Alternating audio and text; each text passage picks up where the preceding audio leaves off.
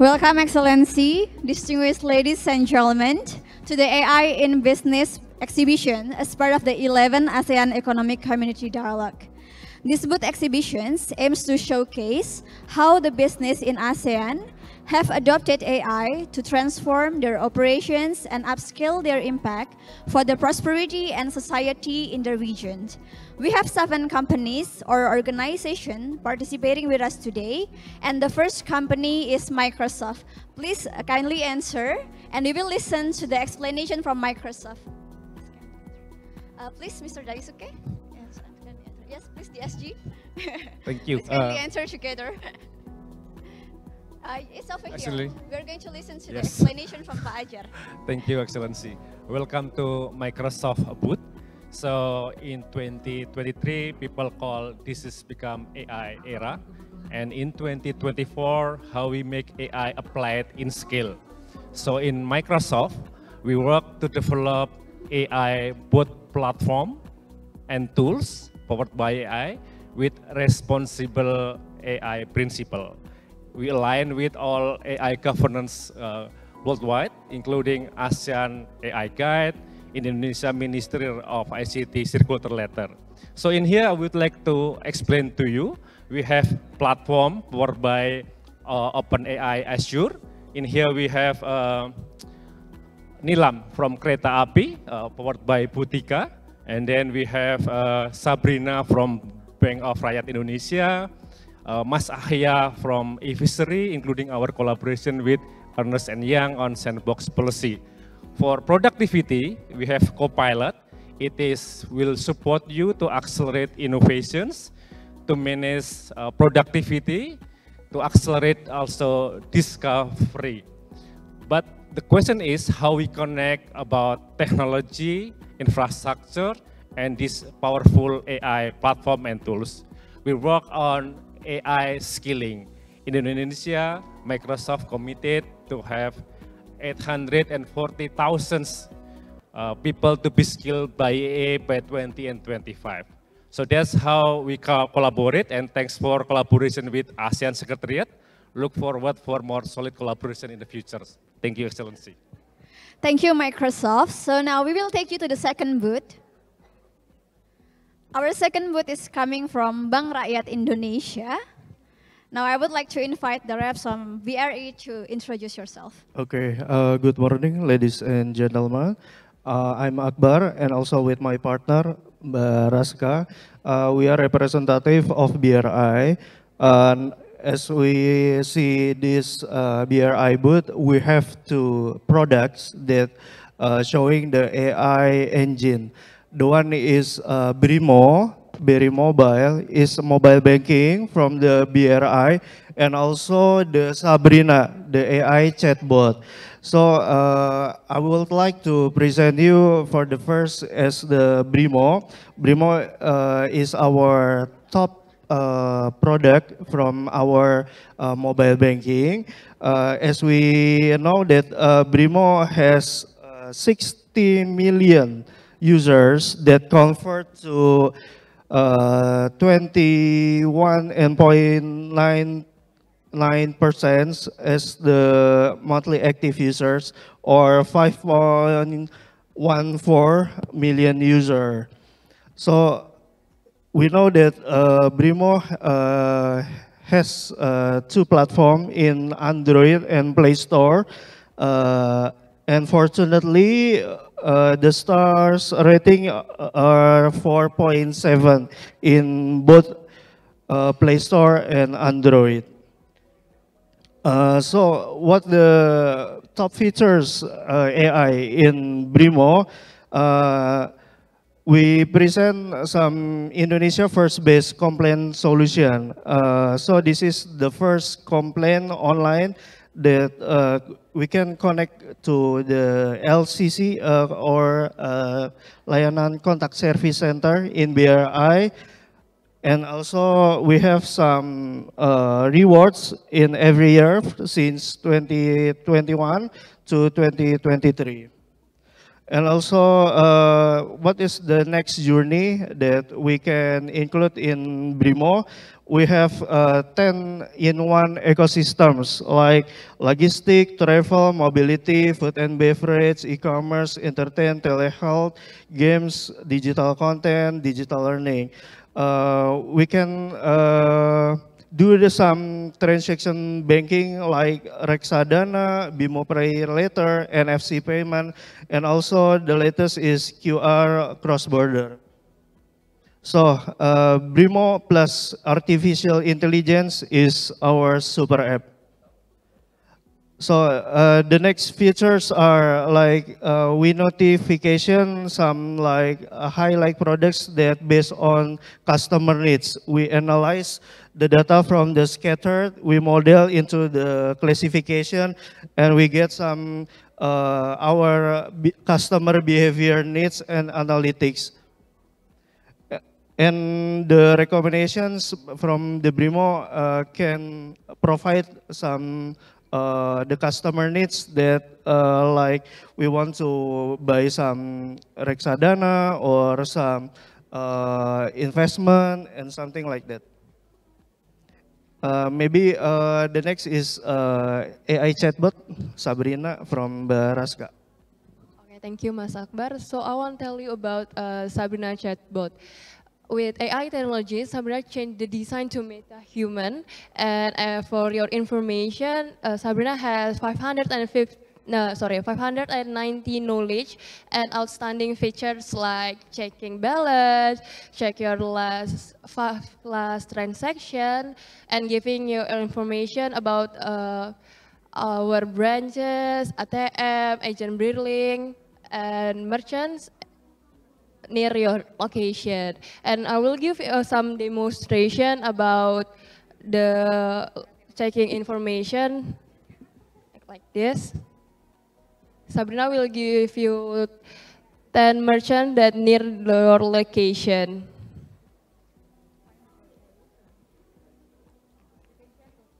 Groceries, and you can find groceries and you need it like this. Thank you. Yeah?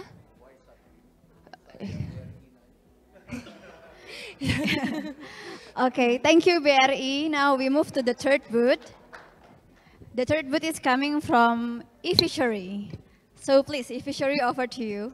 Okay, thank you everyone for coming. Good morning, ladies and gentlemen. So we're from eFishery.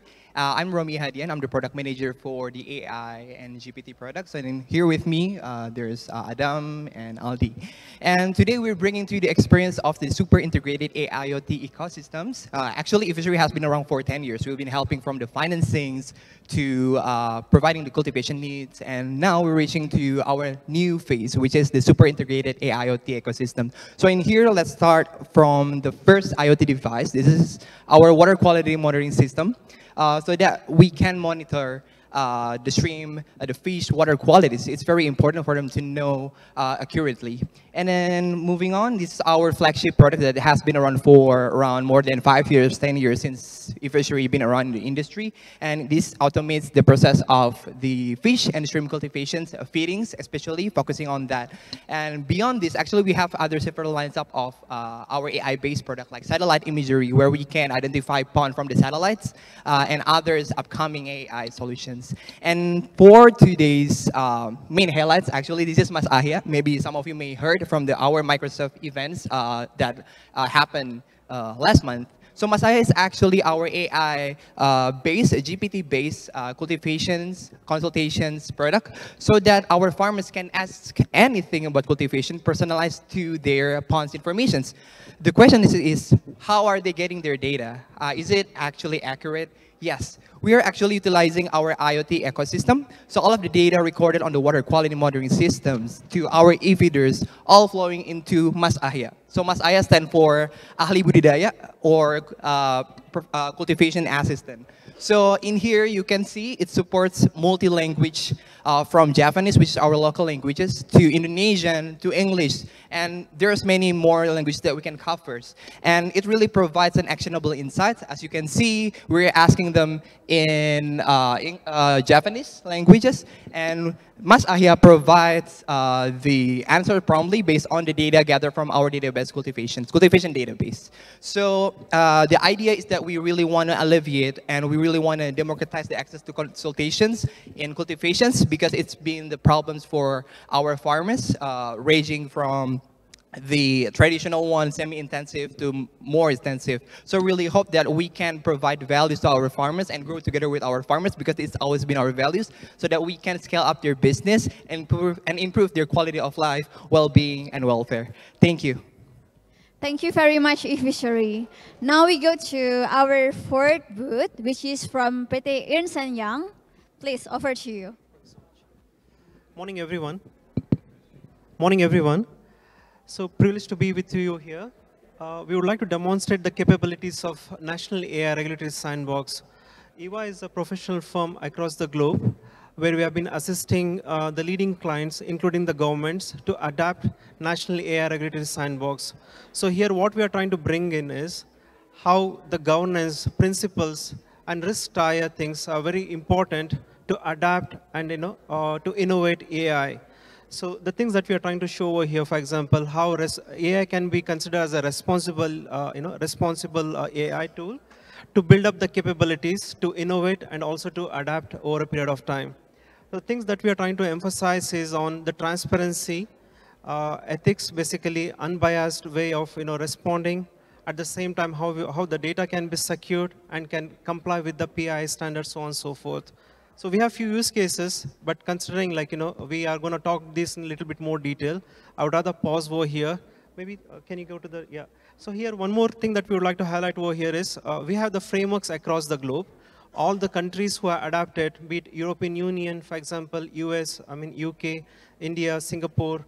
So we have taken the best of the frameworks, the guidelines, and we are trying to imbibe this with in this particular platform. We are collaborating with Microsoft to come up with a National AI Regulatory Sandbox, and it's been coordinated and orchestrated by Ministry of ICT in Indonesia. And it will be open for all businesses, SOEs, and entrepreneurs to adapt over a period of time. Yeah, so here what we are trying to show is, so when we try to develop the applications or POCs using AI, so it goes across various areas, the processes, procedures, how we implement it, and what are the risk management perspectives we need to bring in.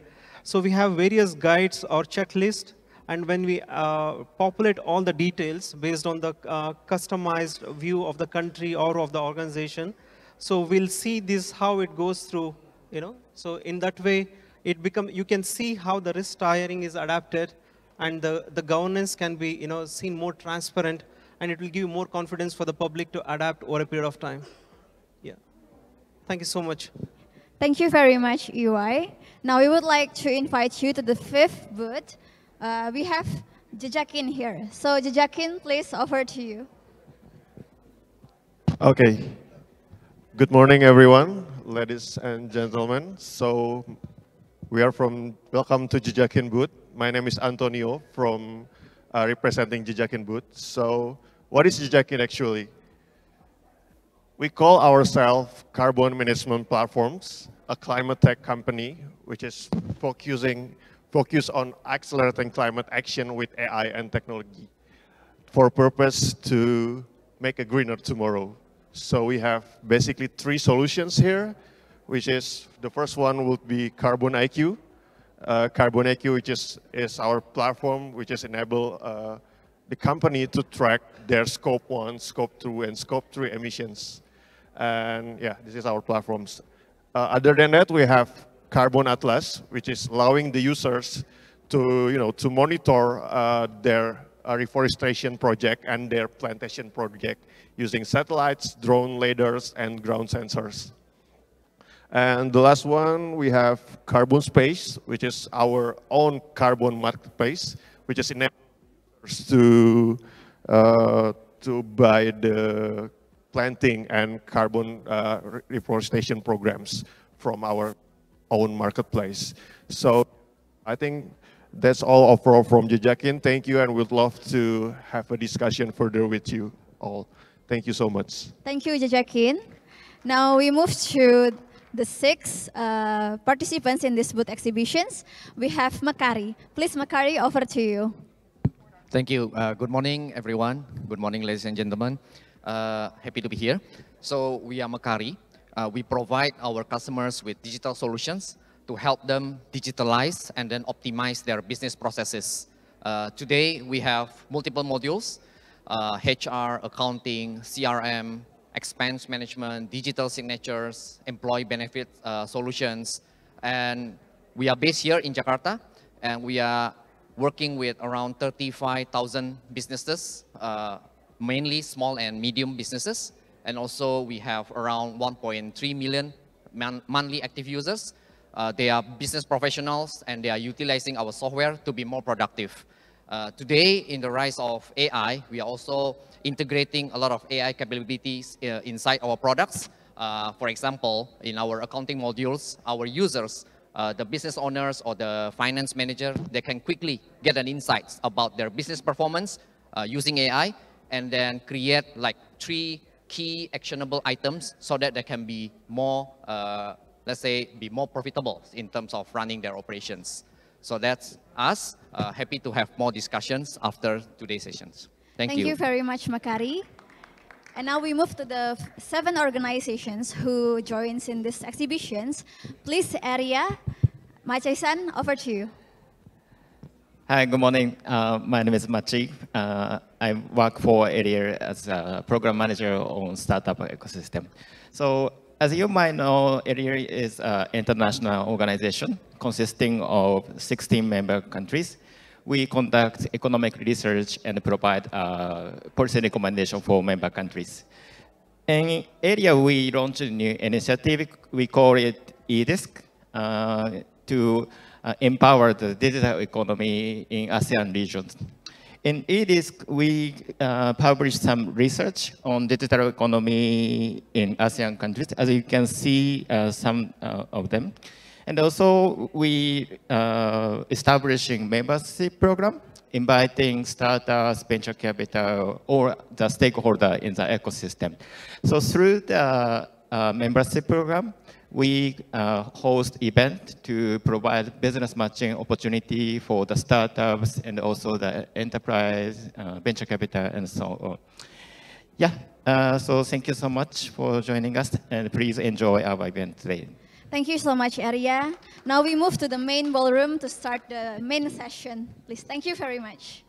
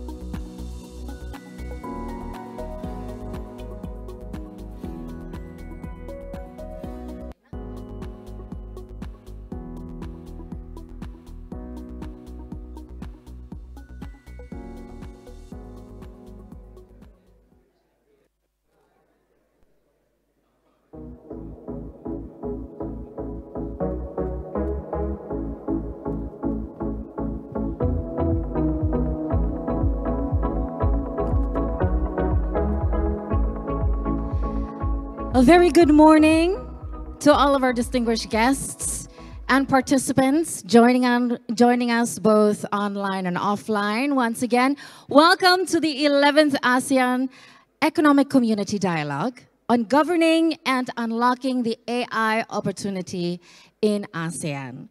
Now, once again, thank you for taking the time to join us this morning at the JW Marriott Hotel Ballroom. And just before, you've witnessed a digital tour of the exhibition booths that are available in the foyer. If anything sparked your interest, later during lunchtime, you'll have the opportunity to visit the booths again. Now, ladies and gentlemen, before we proceed, please allow me to introduce myself. My name is Karina Surya, and I'm very honored, deeply honored to be a part of this dialogue and MC the dialogue throughout today. Now, today's event is held by the ASEAN Secretariat in collaboration with the Economic Research Institute for ASEAN and East Asia, and with Microsoft as the knowledge partner. We are very excited to have all of you join today. Once again, all of you who are with us in the ballroom and online. Of course, we are also very excited to announce that we have a very diverse range of participants participating in today's dialogue. Now, participating today are representatives from various backgrounds, from government offices, regulators, international organizations, and of course, the private sector and startup companies. Today, we will have fruitful discussions on AI ethics and governance to business, where the ideal governance framework of AI from the public and private sector's perspectives, what it would look like, will also be covered. Now, distinguished guests, participants, artificial intelligence has rapidly permeated our socioeconomy and, of course, transformed the way we lead our daily lives. So rapidly, indeed, that AI is expected to provide a 10 to 18% GDP uplift across Southeast Asia, which estimates into $1 trillion addition to ASEAN's GDP by 2030. However, as we learn to familiarize ourselves with AI, of course, this technology also comes with a variety of challenges, including around ethics of AI usage. So today, we have with us an esteemed panel of speakers to share their insights in promoting responsible AI to unlock the full potential and opportunity of AI here in ASEAN. It is also our hope that you not only gain new information and knowledge today, however, it is also our hope that you will find new points and ideas for future discussions and conversations on AI. Therefore, without further ado, participants, distinguished guests, to begin our program today, we would like to give an opportunity to our hosts to give our welcoming messages, starting with welcoming remarks from the Deputy Secretary General of ASEAN for Community and Corporate Affairs. Distinguished guests, please allow me to welcome His Excellency Nararya S. Suprapto to the stage.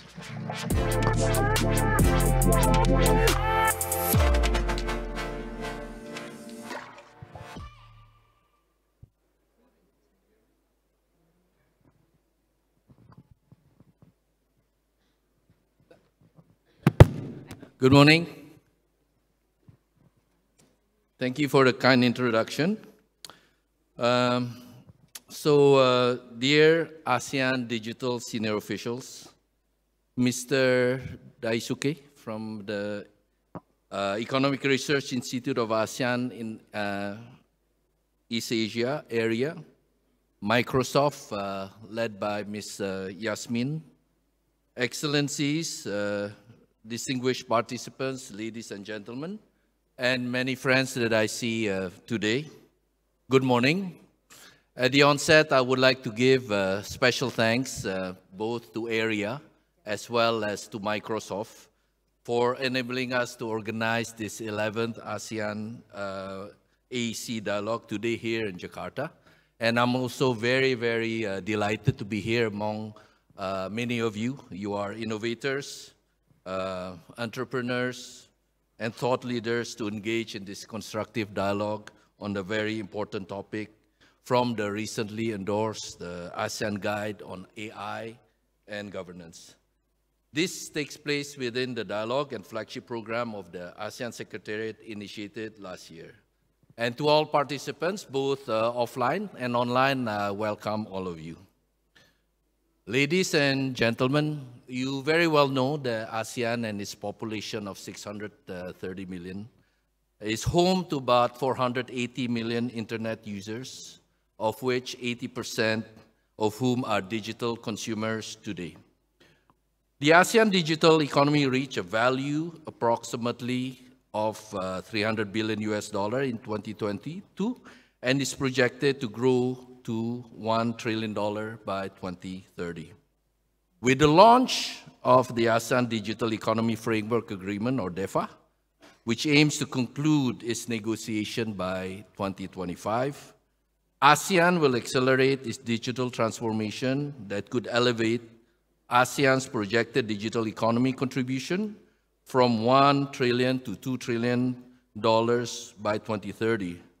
This estimation that came from the Boston Consulting Group sees a very forward-looking and future-proof agreement of DEFA. The AI sector in itself is experiencing a phenomenal growth. According to Kearney, AI had the potential to boost GDP across ASEAN by 10 to 18%, reaching a value of nearly $1 trillion by 2030. 80% of surveyed businesses in ASEAN are already in the early stages of AI adoption. This presents immense opportunities for economic development, job creation, and advancements, as you know, across various sectors. Ladies and gentlemen, while the number clearly shows advancement, but as we navigate the ever-evolving landscape of AI, it is also crucial that we as a region also establish a framework that fosters innovation while ensuring responsible development to accelerate the digital transformation process.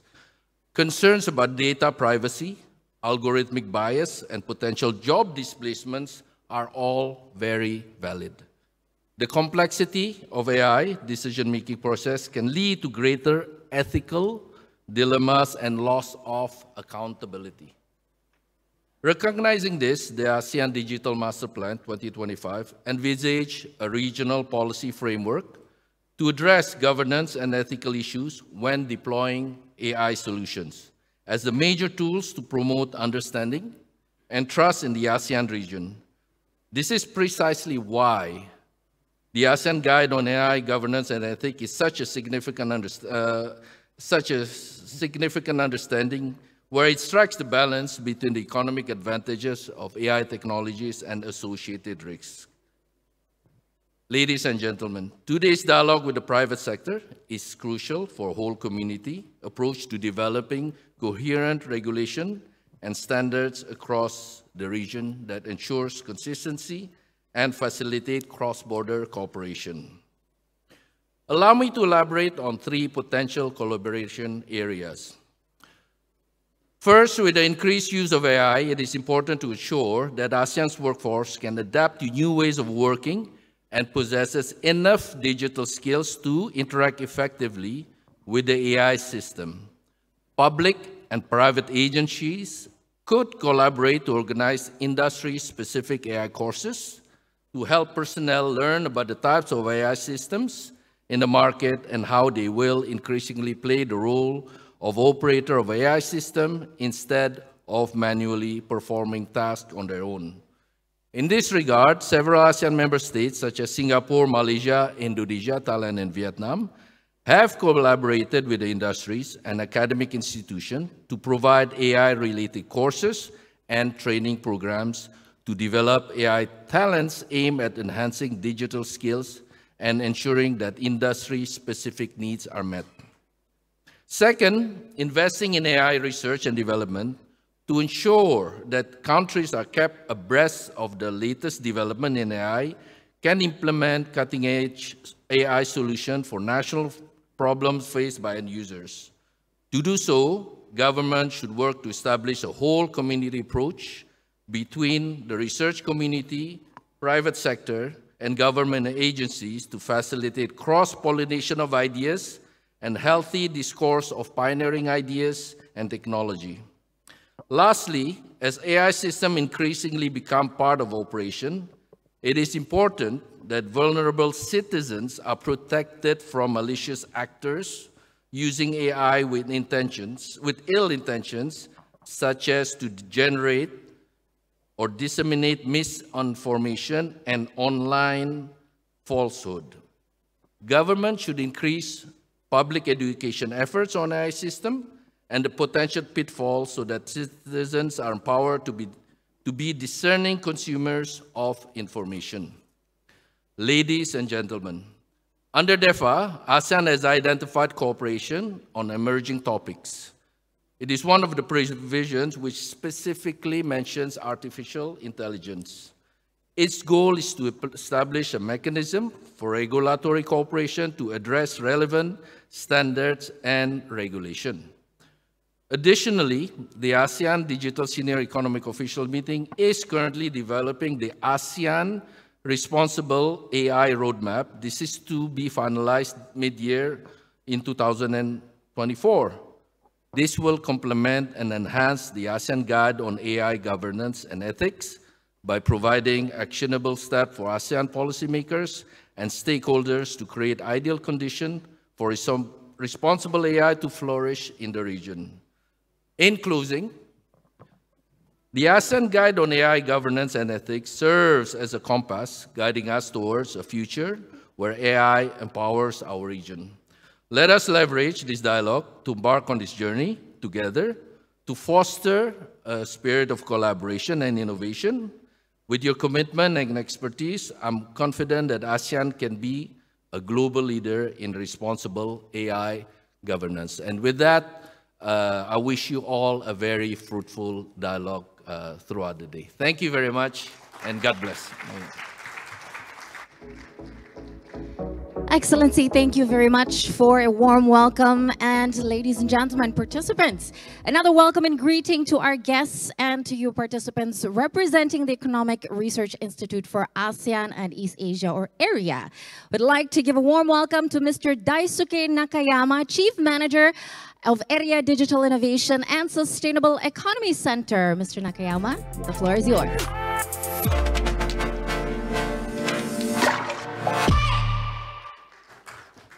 Thank you very much.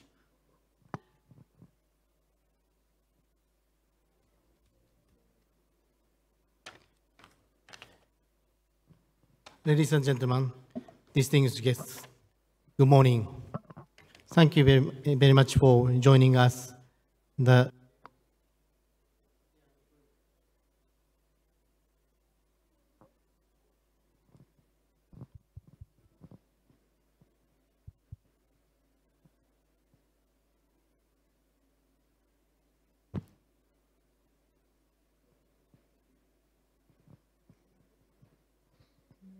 Hello.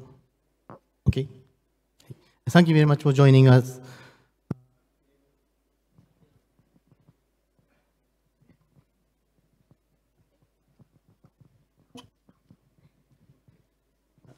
I use this one. Thank you very much for joining at the 11th ASEAN Economic Community Dialogue. On behalf of AREA, it's an honor to be here today, sharing this platform with such distinguished individuals and esteemed organizations. This dialogue marks an important milestone in our journey to leverage AI for economic growth and innovations in ASEAN. The rapid advancement of AI technologies is transforming industries. From smart manufacturing, predictive maintenance in the industrial sector, to personalized healthcare and advancement agriculture practices, AI is driving efficiency and innovation.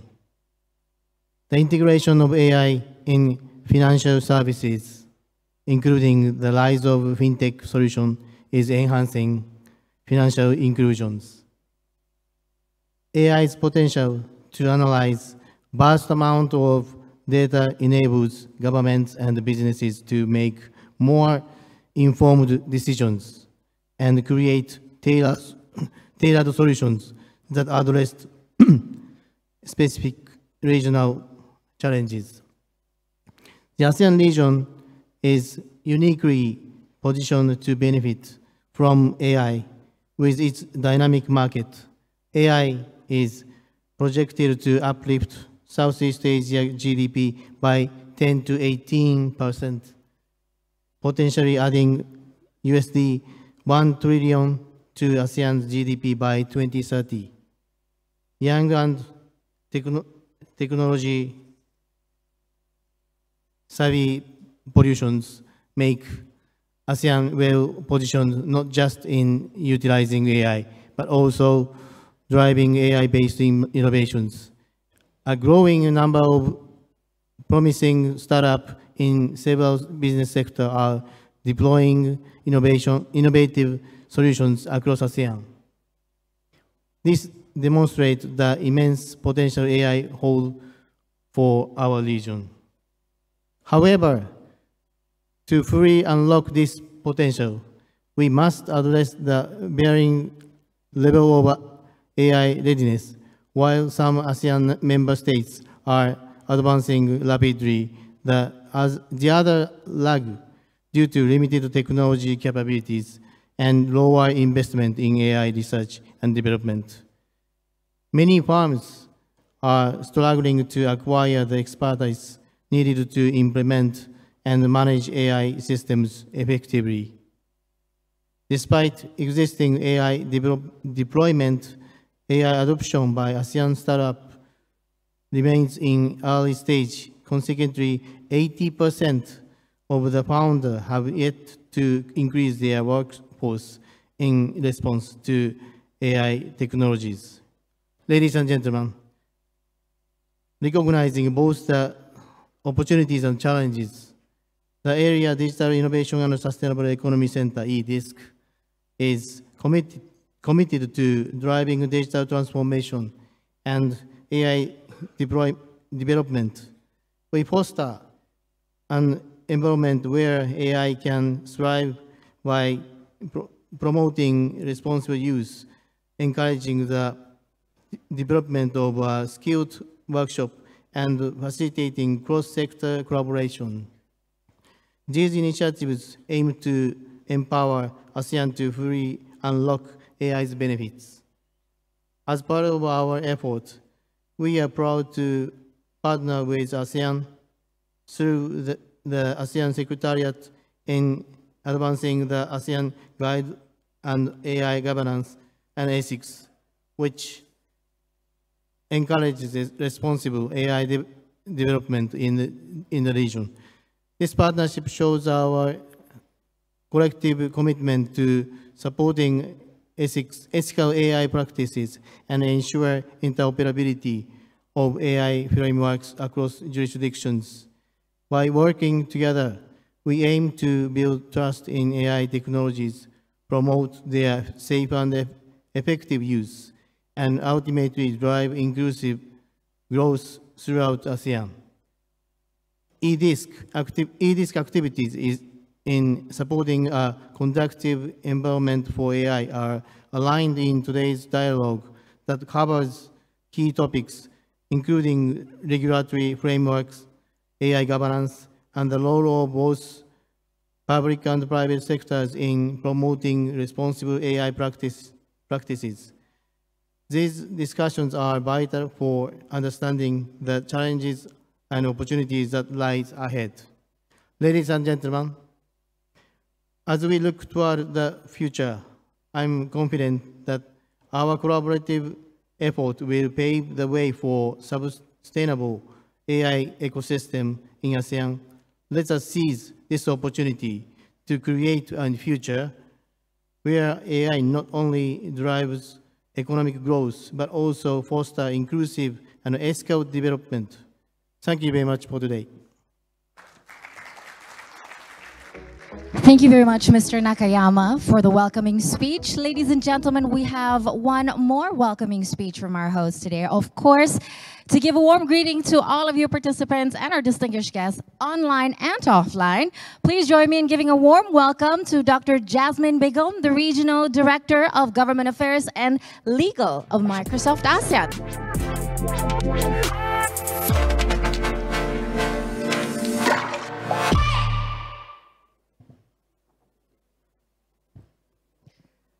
A very good morning, and on behalf of Microsoft, allow me to first thank ASEAN and the ASEAN Tech Secretariat for the partnership. This is something that we have worked on for the past 6 months, and to see this room filled today with all of these representatives from the member states, the public sector, the private sector, the civil society, it really shows the amount of collaboration that has gone into the work that we have put in, especially with the ASEAN Secretariat. And I would like to thank His Excellency Naraya for this partnership. And of course, Iria too, for being part of these dialogues today. I want to address 4 points. I think both the welcome remarks before me, we have addressed the economic numbers. There is no doubt about the economic numbers and how much it is going to add. I would like to talk about 3 things here, and I want to address them quickly so that we could go into the dialogue per se. The AI guidelines that were issued were truly timely, and I do want to congratulate both ASEAN for the vision that they have put into place, but also look at how DEFA is being formulated. DEFA is a 2-year journey, but the fact is the collaborative effort and ensuring that industry is brought in is truly something that we don't usually see when it comes to digital framework agreements. I do want to call out what the Deputy Secretary General had called out about making sure it is a consultative approach, a facilitated discussion, and more importantly, an agile approach to policy making. In a world that we used to be, where it was an analog world, the approach is very stuck. Frameworks were done, 5-year frameworks, 10-year framework. We now live in a digital world where the approach has to be digital, and the policy that we build up, ground up, has to be digital by design. And the approach that we are taking with DEFA is truly something we welcome. One constant concern that comes up when it comes to AI is about talent. Microsoft has committed to skill 2.5 million across ASEAN, and that is a commitment that we are truly proud of. We want to work with governments, agencies, universities, and think tanks across ASEAN to ensure that we are able to advance this effort. Finally, we believe we are at an inflection point, and ASEAN is able to spearhead and advance some of the work we have done in ASEAN to ensure that we are building and working on some of the global work that has already been done in AI. That includes, how do we partner with G7 on the Hiroshima process? How do we become a member of, how can ASEAN member states consider becoming a member of GPI? Because there's no member state in ASEAN that has become a member of GPI. How can we ensure that perhaps even ASEAN can advance that conversation? And finally, how can ASEAN be the first multi-stakeholder to, in fact, establish an ASEAN AI Safety Institute? ASEAN AI Safety Institute. As governments go out to establish their own AI Safety Institute, I do believe ASEAN has an opportunity to advance the effort on an ASEAN-level AI Safety Institute. With that, I leave that for you to think about. And once again, thank you for the partnership, and we look forward to continuing this collaboration. Thank you so much. Dr. Jasmine, thank you. We'd also would like to keep you up on stage. Please stay with us on stage, and we'd also like to invite DSG Nara, Excellency, to come back on stage, of course, Mr. Nakayama, for a photo session to commemorate today's special dialogue.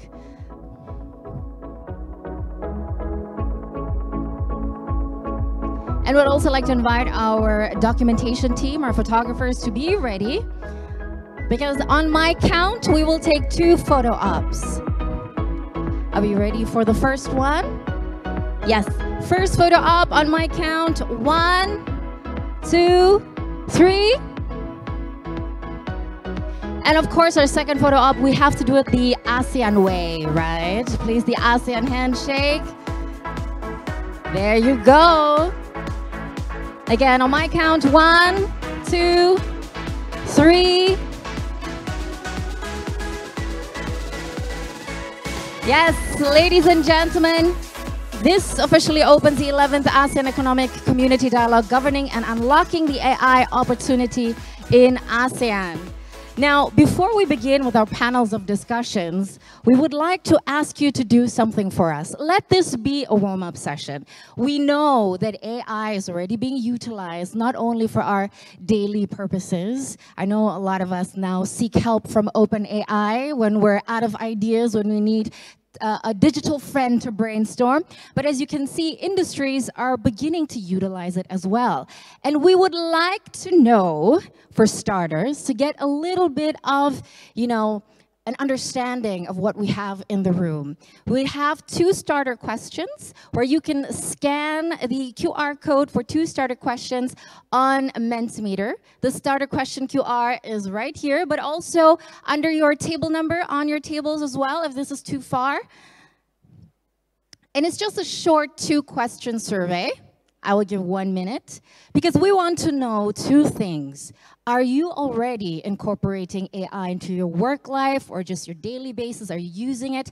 And do you or do you not still have concerns regarding to AI? Now let's take a look at replies from the first question. Let's see how many of you are already utilizing AI. Okay. So there's 56 yes, 11 no, and lots of likes there too. Thank you for the thumbs up. There you go. Well, this is obviously a winner. I guess a lot of you have already familiarized with this technology. And of course, we'd like to go to the next question. Let's see, what are your thoughts specifically in AI, specifically generative AI? Do you still have concerns? Already confident this is going to be something that will contribute positively, not only to your work, but to your daily life as well? This is a little bit tricky. Currently 50-50. Okay, more concerned than excited, more excited than concerned. This is moving very interesting. Okay, this is very tight, but interesting movement. Very interesting indeed. Okay, this is almost 50-50. The difference is the margin is very, very little. This is the data we have on screen. Well, there you go, ladies and gentlemen. I understand that these are the mixed opinions that everybody still has when new innovation or technology suddenly, transform just not only your way of living, but the way we have to work, the way we have to learn new things, and it requires a lot of adjustments. So I see, for now, difference of 3 voices, more excited than concerned. Hopefully, some of your concerns will be addressed during today's discussion panel. Can we give ourselves a round of applause, please? Thank you so much for joining our warm-up session survey. This is indeed something very, very important to know, because what we want to know is, if you do have concerns, what kind of concerns do you still have? Now, we would like to begin with an introductory presentation before we go into our discussion panel. The first one, which will talk about the government official or regulatory perspective, and the second one, the private sector perspective, before we tie it all up together. And as you know, and as mentioned before in the introductory speeches, last February, the ASEAN digital ministers have endorsed the ASEAN Guide for AI Ethics and Governance. Now, this guide aims to be the practical guide for organizations in ASEAN that wish to design, develop, and deploy AI responsibility. So, let us hear a scene-setter presentation which will dive further into what the ASEAN Guide for AI Ethics and Governance entails. Please join me in giving a warm welcome to Ms. Larissa Lim, Executive Manager of AI Governance Team of IMDA Singapore.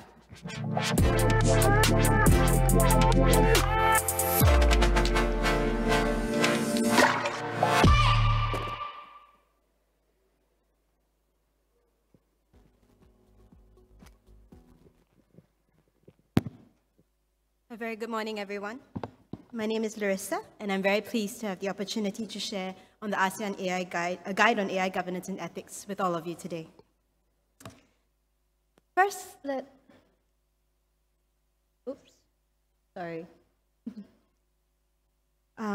us start with some background to the guide. As we all know, AI is the new powerhouse that can drive the fourth industrial revolution. And with the rapid development of AI technology, it is imperative for ASEAN to cultivate trust in the use of AI to realize the technology to its full benefit.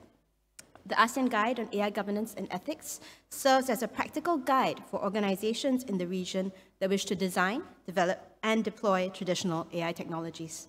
It does so by establishing common principles for trustworthy AI and suggests best practices for how to implement trustworthy AI in ASEAN. The guide also contains specific national level and regional level recommendations that are more targeted towards policymakers in ASEAN so that ASEAN can align on its approach towards AI. It was formally endorsed by ASEAN digital ministers at the 4th ADG meeting in February 2024, which was held in Singapore. Now, a bit of a lag. This project was actually a long time in the making. It was led by Singapore, and it took 2 years, starting from a study of the AI landscape in ASEAN in 2022, followed by the development of the guide in 2023. As part of this massive labor of love, we had gathered feedback and input from all ASEAN member states, dialogue and development partners such as the US, China, EU, and the ITU, and industry players, so as to make sure that we took a fully considered approach. We also took reference from international frameworks such as UNESCO's recommendation on the ethics of AI and the EU's ethics guidelines for trustworthy AI to develop the guide.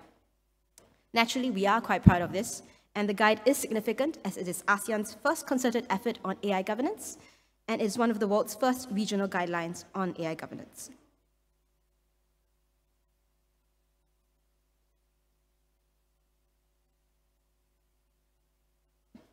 So, a quick breakdown of the guide. There are 7 principles. The first is transparency and explainability, which refers to disclosure on when an AI system is being used and providing an explanation or communicating about how the decision was made in a way that is understandable to a range of people. Fairness and equity, where safeguards are in place to ensure that algorithmic decision-making does not further exacerbate or amplify existing discriminatory or unjust impacts. Security and safety, where AI systems are safe and sufficiently secure against malicious attacks. Robustness and reliability, where the AI system is sufficiently robust to cope with errors in execution or unexpected input. Human centricity, where AI systems should respect human-centered values and pursue benefits for human society. Privacy and data governance, which refers to ensuring data privacy and protection of and the maintenance of the quality and integrity of the data throughout the entire AI system lifecycle. The last is accountability and integrity, where human accountability and control is available in the design, development, and deployment of AI systems, including compliance with applicable law and internal policies. Now, there are 5 national level recommendations for policymakers to consider in the guide. The first is to nurture talent and upskill the workforce to adapt to new ways of working with the advent of AI, supporting the AI innovation ecosystem and promoting investment in AI startups, investing in AI research and development, particularly in AI safety, raising citizen awareness on the impact of AI, and lastly, promoting the adoption of useful tools by businesses to implement the guide, such as risk assessment tools or safety and evaluation tools. The last are 3 regional level recommendations, the first being the ASEAN Working Group on AI Governance, which we are aiming to set up by the end of the year. The adaptation of the ASEAN AI Guide for Generative AI, which is a new form of AI technology that, as the Mentimeter had described, most people are both excited and concerned about, and the compendium of use cases.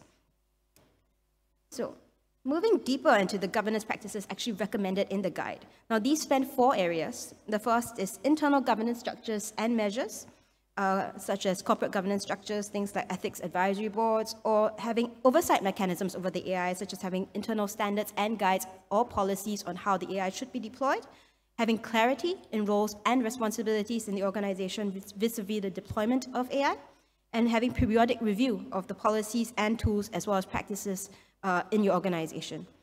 The second is human involvement in AI-augmented decision-making, where we're looking at risk and impact assessments, incorporating ethical considerations in the guide, or what kind of human intervention you should be having in AI decision-making, such as human in the loop, or human over the loop, or even human out of the loop if the system and the context allows you to do that, as well as risk mitigation measures to manage identified areas of risk in AI deployment.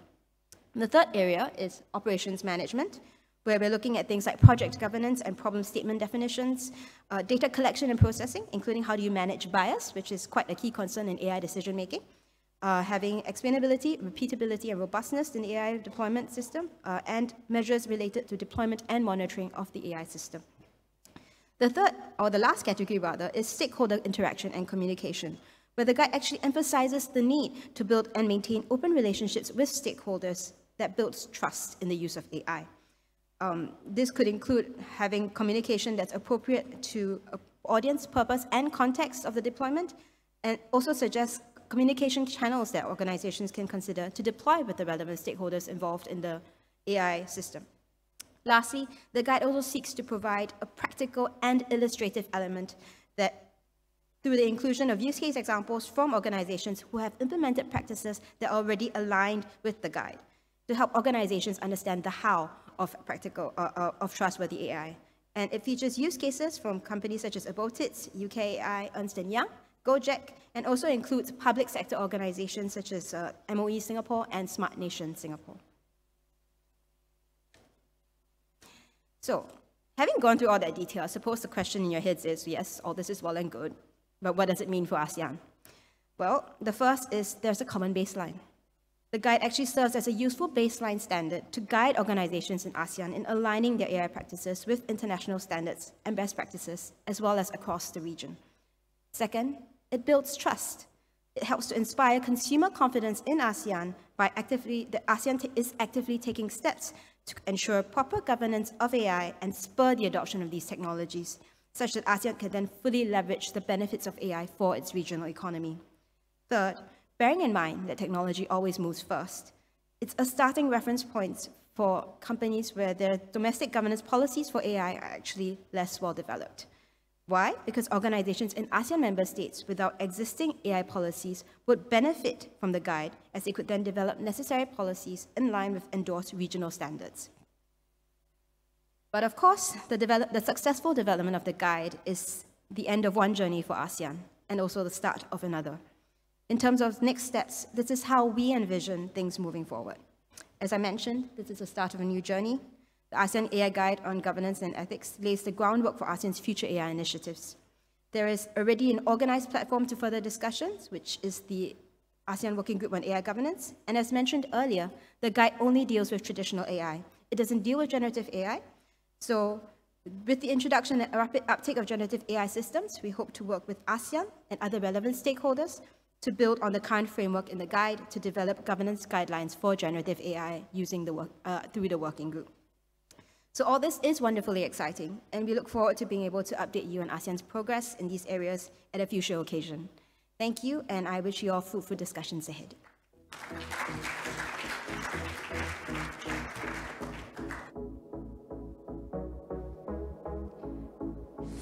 Thank you very much, Ms. Larissa, for the introductory speech.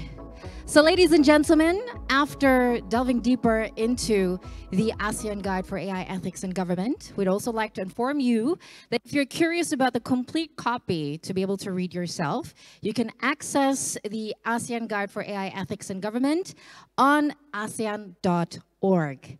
Now, To help us gain more insights into AI governance and responsible AI practices, especially in this first panel in public sectors, we will start our very first panel discussion with many esteemed experts from across Southeast Asia.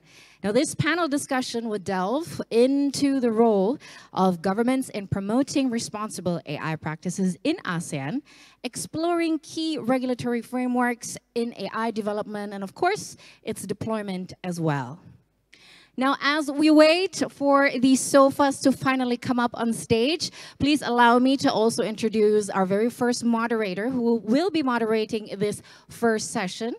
Our moderator for this session is Dr. Ming Tan, who is the founding executive director for the Tech for Good Institute, a nonprofit seed funded by Grab to catalyze research and collaboration on social, economic, and policy trends accelerated by the digital economy. She is currently a senior fellow at the Center for Governance and Sustainability at the National University of Singapore, and her interests lie at the intersection between technology, business, and society, which includes sustainability and innovation. Now that the tables have finally arrived, the drinks too, ladies and gentlemen, please join me in giving a warm welcome to the stage, Dr. Ming Tan.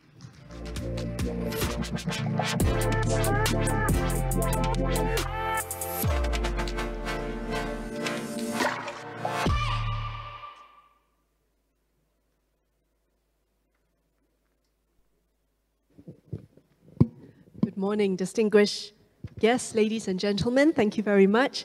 Welcome to the first panel of the 11th ASEAN Economic Dialogue, Community Dialogue, the role of governments in promoting responsible AI practices. I've already been introduced, and I would like to invite my panelists up with me. But before we begin, I would like to thank the organizers, the ASEAN Secretariat, for convening today's dialogue on governing and unlocking the AI opportunity in ASEAN, because this topic is particularly timely as governments are balancing the risk of misuse of AI with that of the misuses of this very, very powerful general enabling technology. Luckily, we have a very distinguished panel from governments, think tanks, and international organizations to help us explore this question. May I invite them up? We have Dr. Lilian Ng, Senior Economist of AREA, the Economic Research Institute for ASEAN and East Asia that we've already heard of, Mr. Fabian Biga, CEO of My Digital Malaysia,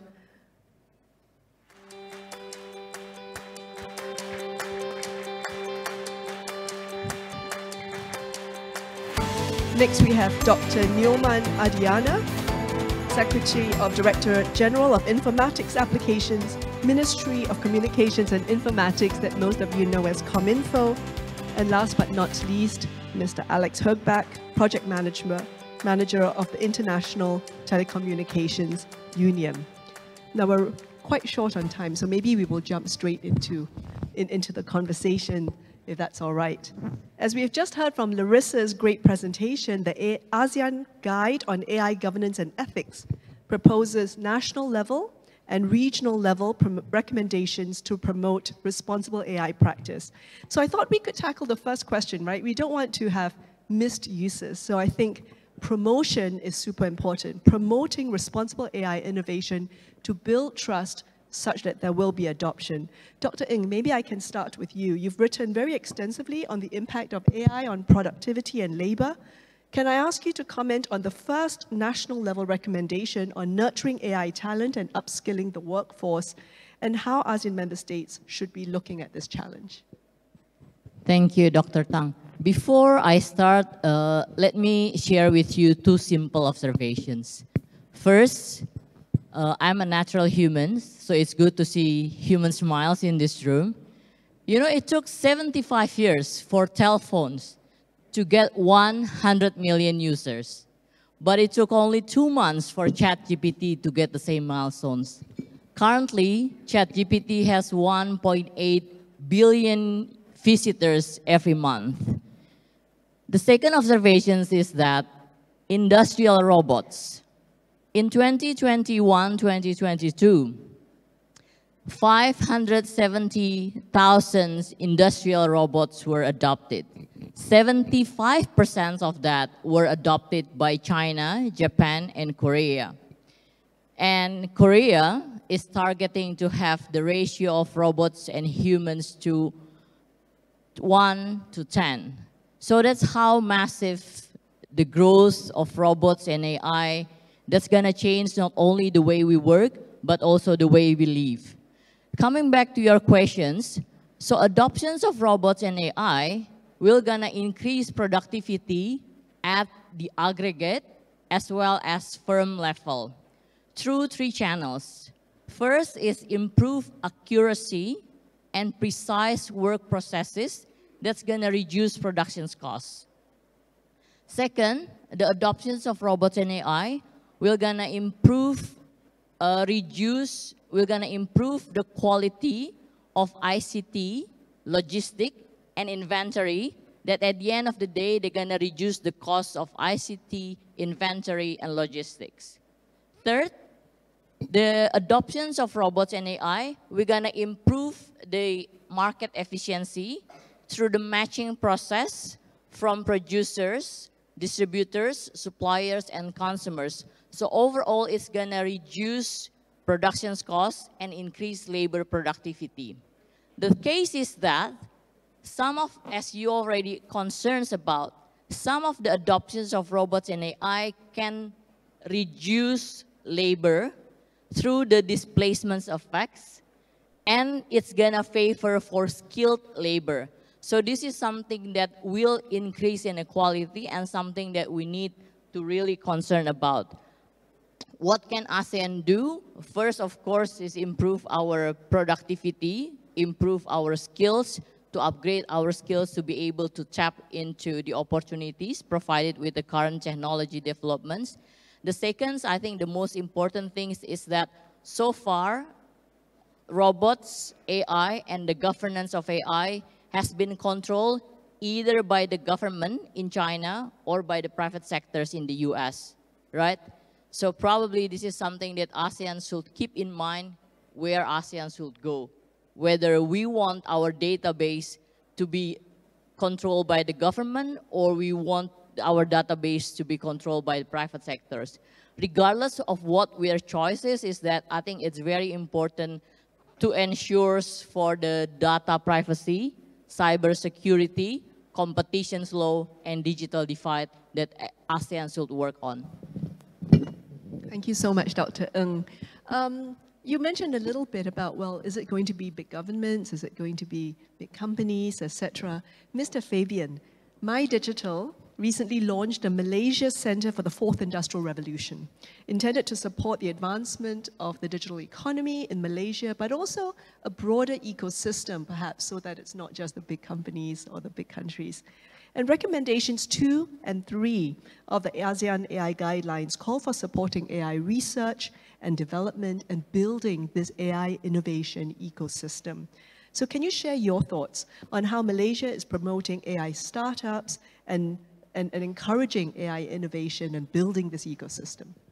Okay, maybe I was told to introduce myself, and okay, I'm from MyDigital. MyDigital Corporation is a government agency under the Ministry of Digital in Malaysia.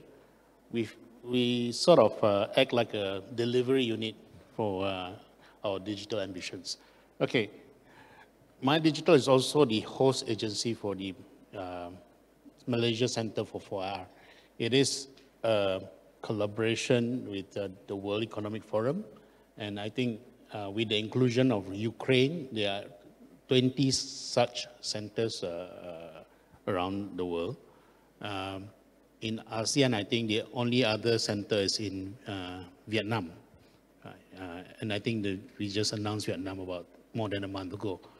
Okay, see, the function or the objectives of this center is actually it's a cross multi-sectoral or multi-stakeholder platform, you know, to promote innovation and also provide policy inputs to the government and also, you know, any other party that's relevant.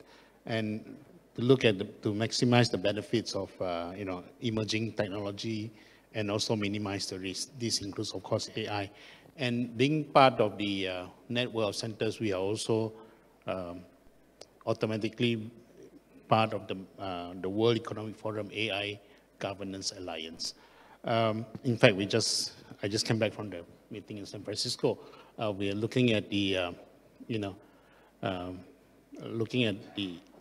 putting up the right ecosystem for AI in various jurisdictions, looking at responsible and AI practices, and also within among the centers, there are actually 20 centers. We have been talking about cross-center collaboration. For example, we are still talking. Of course, we have not finalized with Rwanda. Rwanda is coming out very strong on AI as well. They will host the AI summit sometime before end of the year, and also UAE looking at responsible AI. But UAE's focus is more on IP and how do you deal with IP in AI. So this is part of our effort to reach out to the bigger community and to see how we can work together, leveraging on our various expertise. Likewise in ASEAN as well. Various expertise and resources, because we don't have it all, right? We don't have it all. So you need to actually work across your borders to look at this. So that's just the bit that the Malaysia Center for FAR is doing. Thank you so much. And thank you for bringing up the cross-border perspective and Malaysia's role in it. Dr. Nyoman, like Malaysia, Indonesia has seen a wave of recent investments in cloud and AI, including from Microsoft. But for all of the benefits of AI, it needs to be inclusive and equitable, as Dr. Ng mentioned. And we need adoption of AI products by all companies, not just the new digital-first companies, right? And you have a wealth of experience in shaping the country's, Indonesia's digital economy, everything from key industrial sectors to MSMEs, micro, small, and medium-sized enterprises. So can you share your thoughts on how ASEAN member states in general, and Indonesia in particular, can promote the uptake of responsible AIs by MSMEs and key sectors? Yes, good morning, everyone. My great pleasure to be here. Before I start, let me introduce myself. I'm Nyoman Adiarna. I am Secretary of DG for Informatic Application, Ministry of Kominfo. Actually, our role in our ministry, people normally know that our two main roles, developing digital infrastructure. One thing that majority people in Indonesia are familiar with what we have done so far. Second one is taking down the negative content. But we have also our important role in this country, particularly how to accelerate digital transformation. For this case, Indonesia, my ministry introduced digital technology in the 6 key sectors. First is the agriculture, maritime, we have logistics, then education, then another one is also healthcare, and the last one is, I think, and also small and medium enterprise. But introduction of the digital technology in this area need a deep understanding about the sector. For the case of Indonesia, there is a level of maturity. So every sector has different maturity level. So in our opinion, the introduction of AI may be much more appropriate in the healthcare sector and also in the education, but much more difficult maybe in the fishery and also in the agriculture. Why? Because when we talk about level of maturity, there are 4 issues, I think. First, about the infrastructure. It is difficult to conduct the digital transformation if we have no signals, there's no BTS around us. The second one is about the talents, skills. for the case of agricultural sector, it is difficult, I think, to enforce, to endorse our farmer to adopt this technology because the level of their skill is not high enough. And the last one is maybe it's government incentive. For the health sector, I think our Ministry of Health and the Ministry of Education spend much money to improve, to digitalize our sector. And talking about the AI, we just enacted in the end of last year the AI ethics circular letters. Circular letter means that there's no legal implication, just as guidance. So we prefer to use the light touch or soft regulation because we don't know yet what happens in the near future about AI. So we just wait and see what happens. Of course, we also have conducting a best practice to other countries. I think Singapore, one of the best, the best reference. As we have a presentation this morning from IMDA, they also use the same approach, the light touch regulation with this guidance. Then they also have the recommendation or strategy that we are not still working to find that one. I think that's the introduction from me. Thank you. Thank you so much, Dr. Newman. Thank you for laying out the challenges of getting some key sectors, digitalized and also AI ready.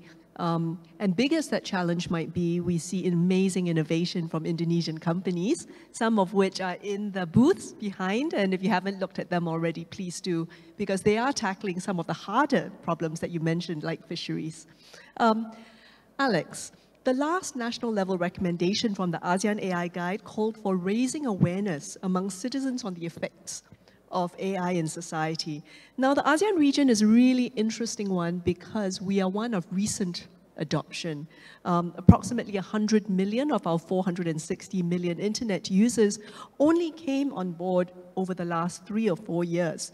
So 90% of our internet users are mobile native. They've only experienced the internet over the phone, and kind of by definition, they are AI native, right? Chatbots, machine translation, recommendation engines. If any of you has clicked a recommended by you on Netflix or YouTube, right? They're AI native in a way.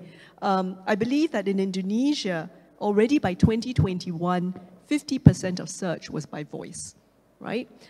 So in a way, the ASEAN region has leapfrogged technology. So this is what their basic normal experience of a digital world looks like. Digital literacy needs to be accompanied with AI literacy and algorithmic literacy. So from the perspective of ITU, and maybe you can start by introducing your role at ITU, what are the efforts that you think we need to take to promote responsible AI use for and by every citizen? Thank you, and good morning, everybody. So again, my name is Alex Högbach. I work for the International Telecommunication Union, ITU, which is the United Nations Specialized Agency for ICT. And I work in a regional office in Bangkok. My background is in human rights and technology, and so I look at the social and societal impact of AI now in the region.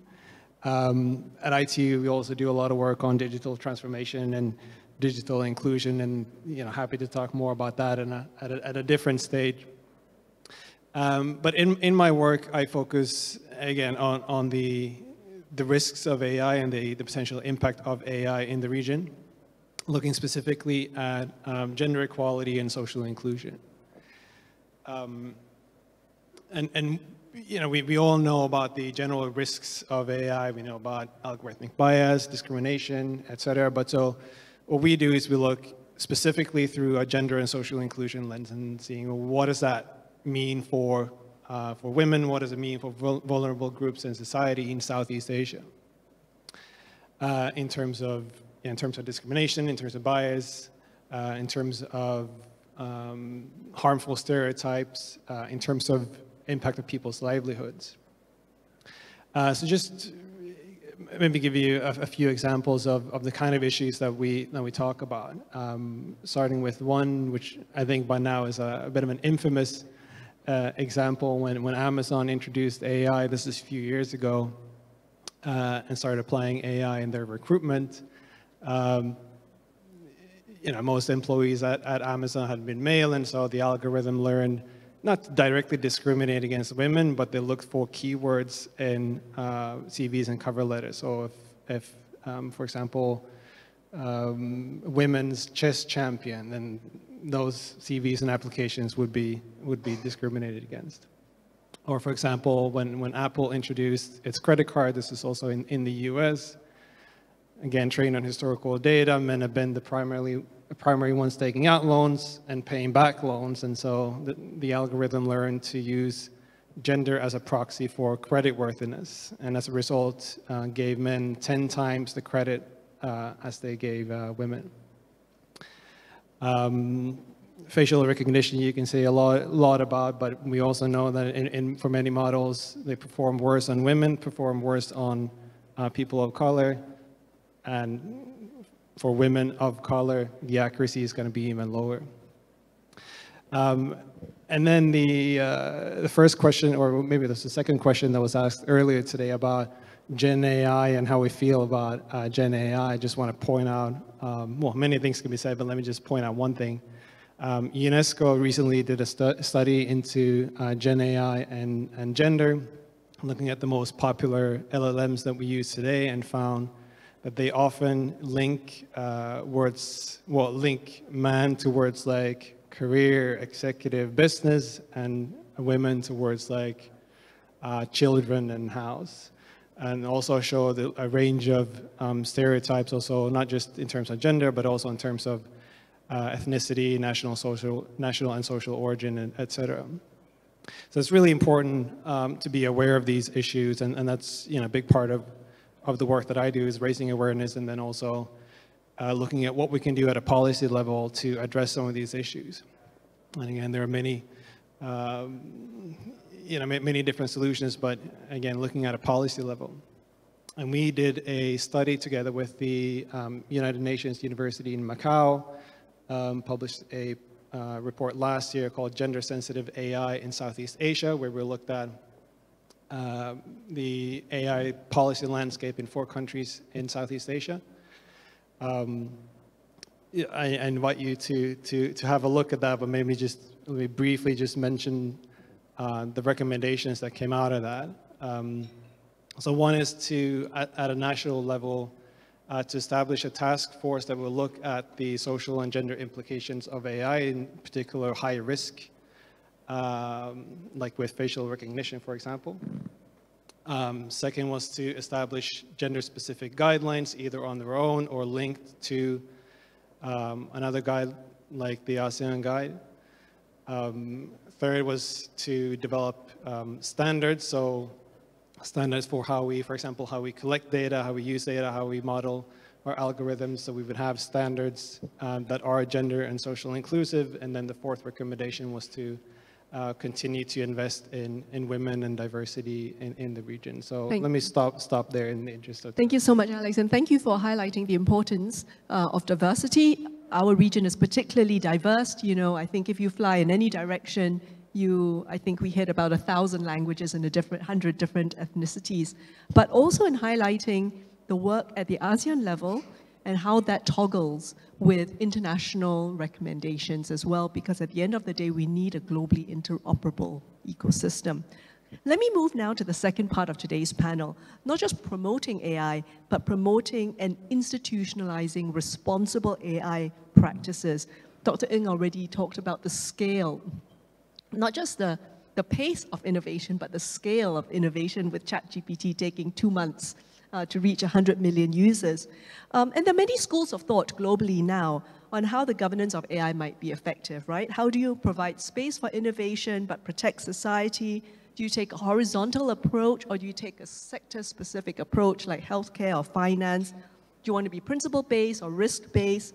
Do you want to set policy priorities ahead of market? Or do you want to work iteratively with industry through sandboxes or other open source testing models? Dr. Nyoman, Indonesia released AI ethical guidelines with circular letter number 9 last year, and it's also been announced that regulations on AI might be expected this year.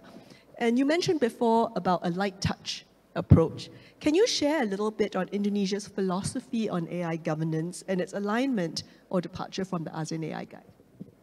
Yes, actually, what we have done is not quite unique, yeah, just like other country, other ASEAN member country. We use light touch approach because we don't know yet what is AI, what's happening in the near future. So I think it is better to use the light touch approach because it is too early to govern this kind of technology. But we are also aware that it is supposed not to be too late, yeah, to regulate also. So this is our philosophy basically. We don't know yet actually in the near future whether we will adopt the European Union approach, which is very, very rigid, yeah. European Union AI Act will be launched, I think, middle of this year. Maybe many other countries will also refer to this, just like the General Data Protection Regulation, but we are not quite sure about this. And talking about how to regulate, yeah, whether horizontal, I think US actually heavily focus on horizontal, vertical approach because they have strong industry. But a country like Singapore, maybe they prefer to have a horizontal approach, yeah. But it all depends on the from government, from one government to other government. For me, the horizontal approach needs strong resources, strong talent in the agency or in the ministry. But for the case of Indonesia, I'm not sure that even our ministry have strong resource, talent on the IT, on the digital technology. And of course also, when we rely on the other sector like healthcare, yeah, whether they have our colleague from the Ministry of Health, I'm not sure also they have so many experts in this area. So we don't know yet. We don't know yet whether we use the vertical or horizontal approach. Thank you so much. And I think this is why the dialogues and learning to get from one another is so important. No one has, you know, the answer. Mr. Fabian, maybe I can pose a similar question. Malaysia is also set to release an AI code of ethics. I think quite clearly it wasn't regulation, but a code of ethics. And moreover, you have had an AI roadmap which really already highlights key principles of responsible AI, many of which parallel the guide, the ASEAN AI Guide. Yes. But I noticed that in the principles for responsible AI in the Malaysia roadmap, it includes inclusiveness and the pursuit of human benefits as something in addition to what is said in the ASEAN AI Guides. So can I ask you to answer a similar question to Dr. Newman, sharing your thoughts on Malaysia's approach to AI governance and its alignment or departure from the AI Guide? The reason I laugh is because, you know, probably I can give the same answer as he did. But anyway, seriously. So the national AI roadmap was developed by our Ministry of Science, Technology and Innovation. I must give credit to them, you know, otherwise they'll kill me up here. In 2021, subsequently in 2023 September, I think the ministry has just established the AI governance structure, and they came out with the guidelines for AI governance and ethics, and some of those responsible are actually down here. So I just want to mention that.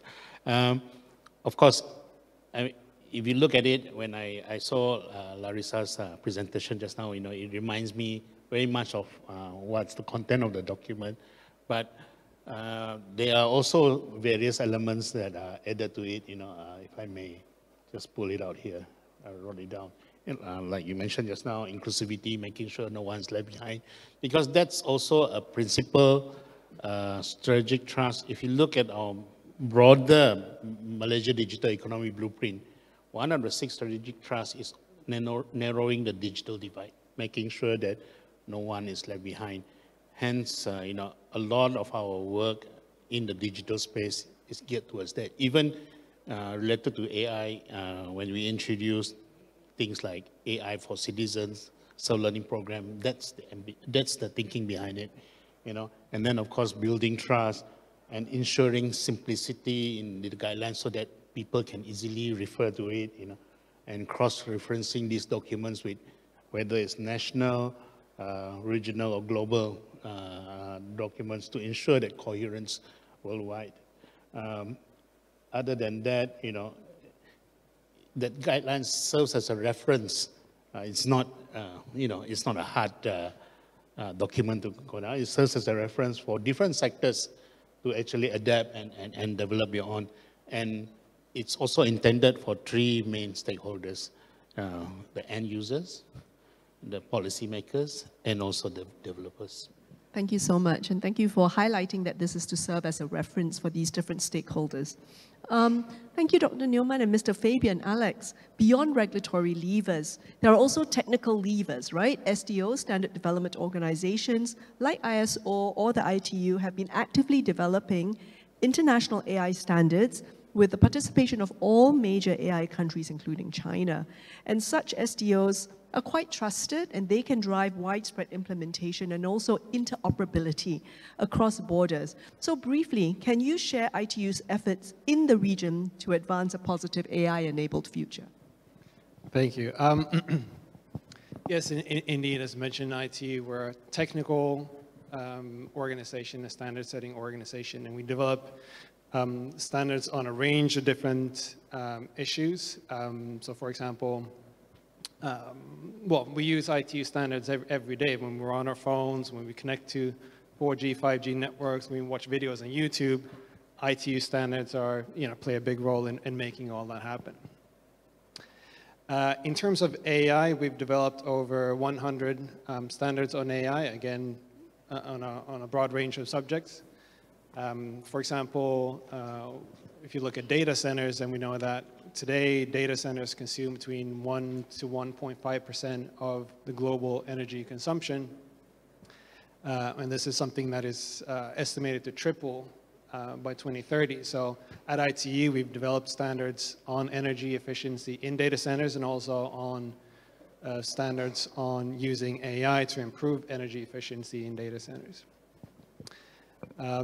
And we develop standards through what we call study groups, and these are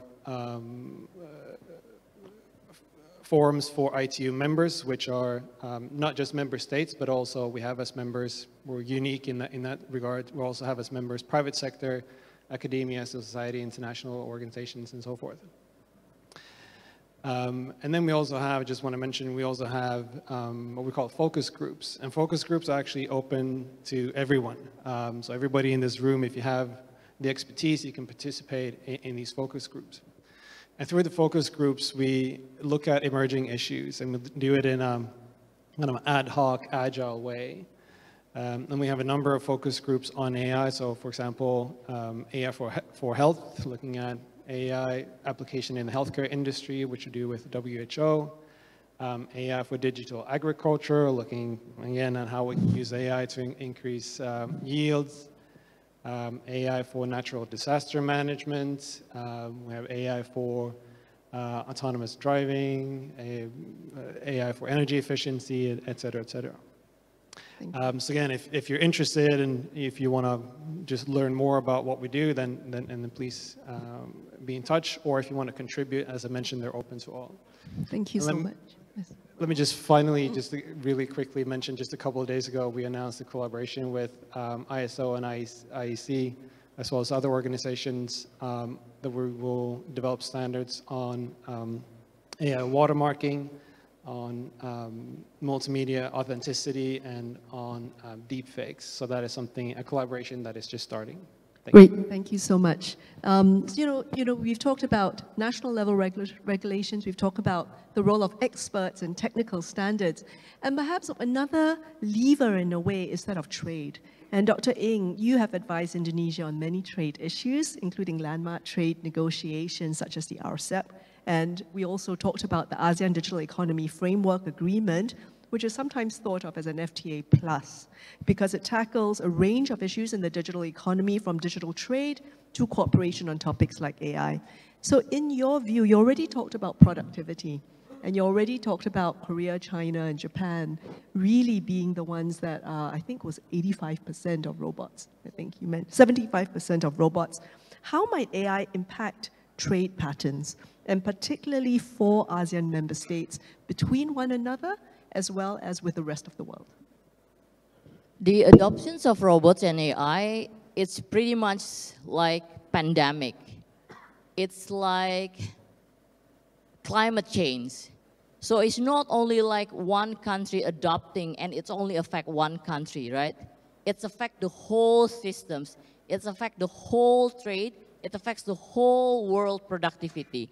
Just to give you an illustration, in 2022, there was it was recorded 190 billion US dollar of investments in AI. It was largely conducted by Alphabet, Amazon, Apple, Meta, Microsoft, and ByteDance, China. So 5 in the US, 1 in China. And that's affect the whole systems. How it will affect trade in particular, the adoptions of robots and AI in developed countries is associated with an increase in trade in developing countries, as well as trade between developing countries. As I mentioned in the beginning, because it's gonna reduce the productivity of logistics, inventory, as well as it's gonna facilitate trade in goods and trade in services. So that's how adoptions of robots and AI affect productivity as well as trade. Something that we need to keep in mind is that then how can we govern? Because it's affect the whole systems, it's also, we also need to speak up what can we do in terms of AI governance, because now it's pretty much dominated by either by government in China or by companies in the US. That's why I think we need, if I may suggest, we need to emphasize on 2 things. One, in terms of AI governance, probably from my limited knowledge, I think EU is pretty much more neutral. We may review for official, we may start review, I think Pak Nyoman mentions about private data regulations issued in 2018, as well as Digital Market Act and Services Digital Act. That's something that ASEAN can refer to, or ASEAN can start learning on how to regulate AI. And then the second point I would like to highlight is that even though these superpower countries have the control, but we need to remember that 6 billion of populations outside China and US and Europe are basically living in developing countries, as well as the power of worker and customers. So this is very important for ASEAN to take stand where ASEAN will gonna take point on. And ASEAN will also remember that ASEAN has contributed 10% of the digital economy, and ASEAN has more than 670 million populations, of which 80% of populations are internet users. So this is something that ASEAN, I think, should start to think where ASEAN would like to take stand on, and what kind of AI governments that ASEAN would like to have. Thank you so much for bringing that 670 million, that's twice the population of the United States. So if we're able to work together as one ASEAN, we can strengthen our collective position to drive innovation, investment, and also adoption of responsible AI across our region to maximize the potential of our remarkable region.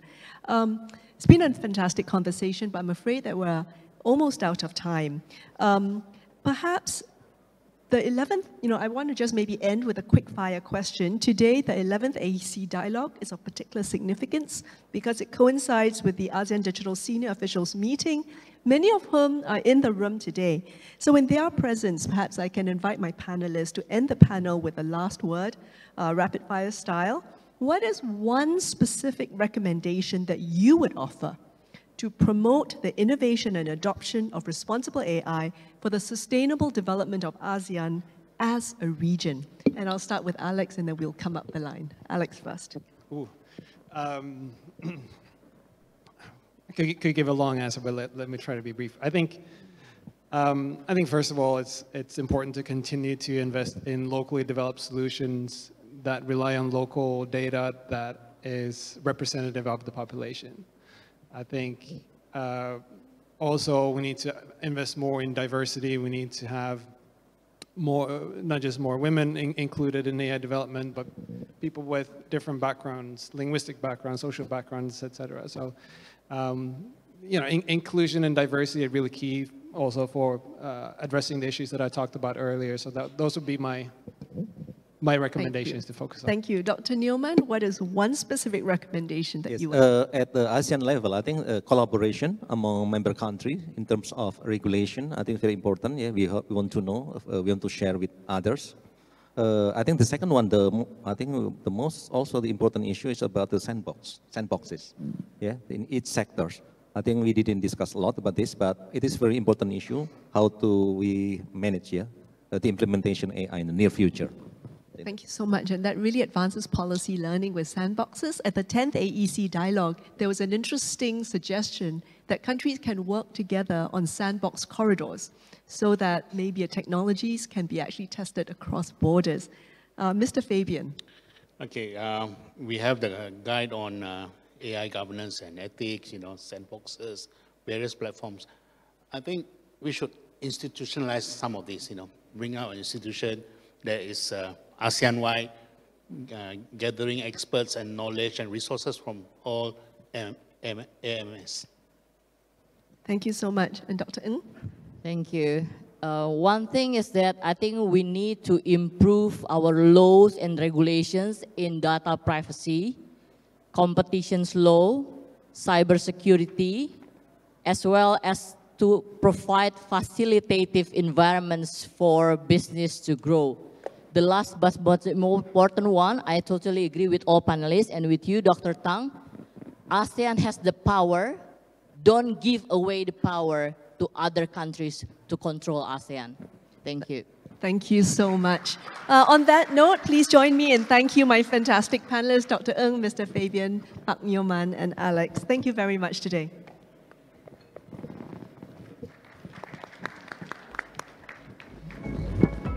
Well, to our very first panel of discussion, would like to say big thank you. It's gonna take some photo op. Our photographs are ready for a candid photo op.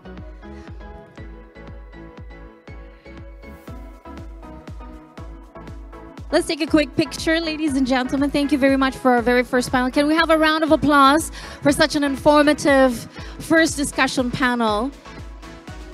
There are a lot of interesting points to take away, especially in terms of inclusion. Mr. Nakayama, in the introductory speech, he mentioned a lot about inclusion, and Mr. Alex then has also managed to mention the importance of inclusion, meaning everyone should have the same access, meaning there's a lot of homework for regulatory frameworks as well to make sure that people have access to the technology that we are today discussing about.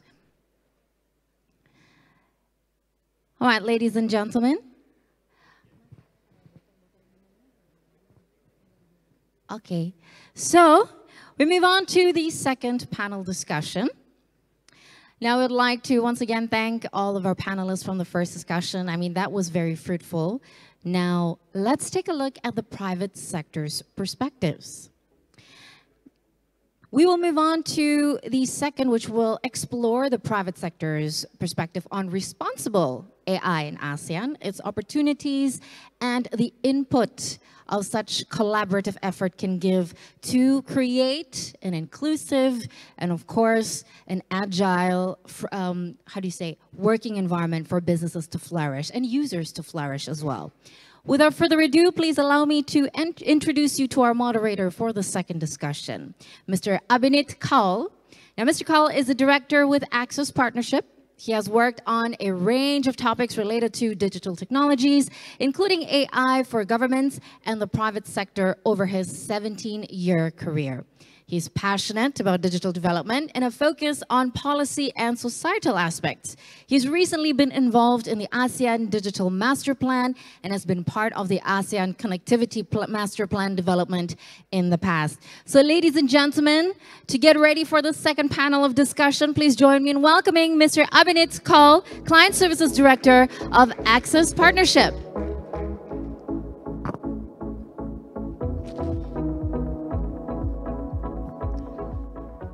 Good morning, everyone.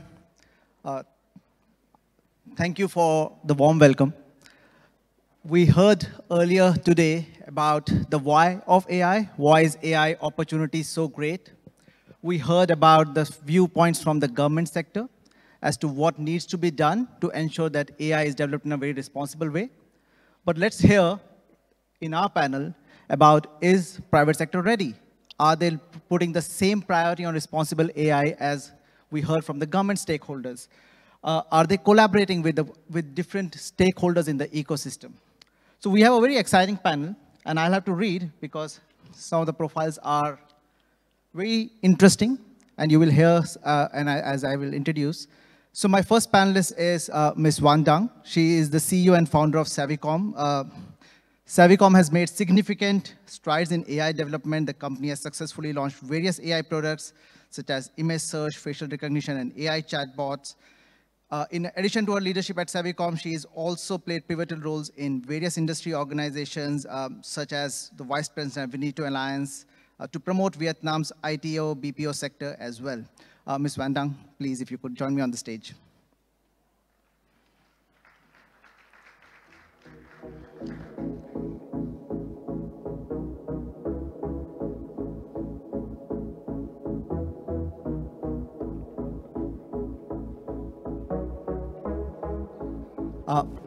Our second panelist is Mr. Ahmed Kashfi Alvi, or Ash, who is the advisory board member at Village Capital. He supports early stage startups. He's been an adept venture builder, strategic innovator. He has done work across corporate startups, government sectors, instrumental in pioneering the growth of Malaysia's startup ecosystem, and he's worked with partnership with all the large major organizations. His effort has obviously influenced ASEAN region, including a startup platform endorsed by Prime Minister in Malaysia's 2024 budget announcement. Ash, if you could join me on the stage.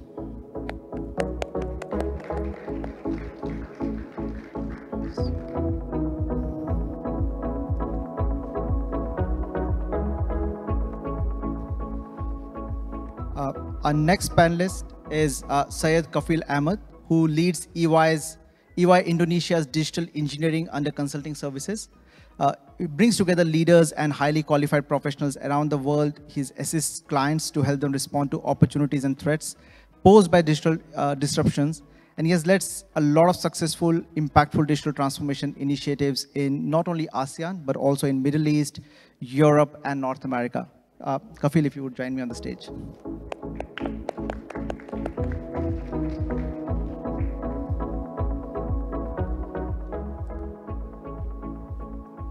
And finally, our last panelist, Mr. Andrew Cook, who is the global policy lead at Microsoft, supporting the worldwide public sector business. In his role, he heads the global market development policy team, which is committed to engaging with the world's public sector and regulator community as they work to ensure that they have their policy settings optimized to take advantage of digital transformation technology. Andrew, if you could join me on the stage.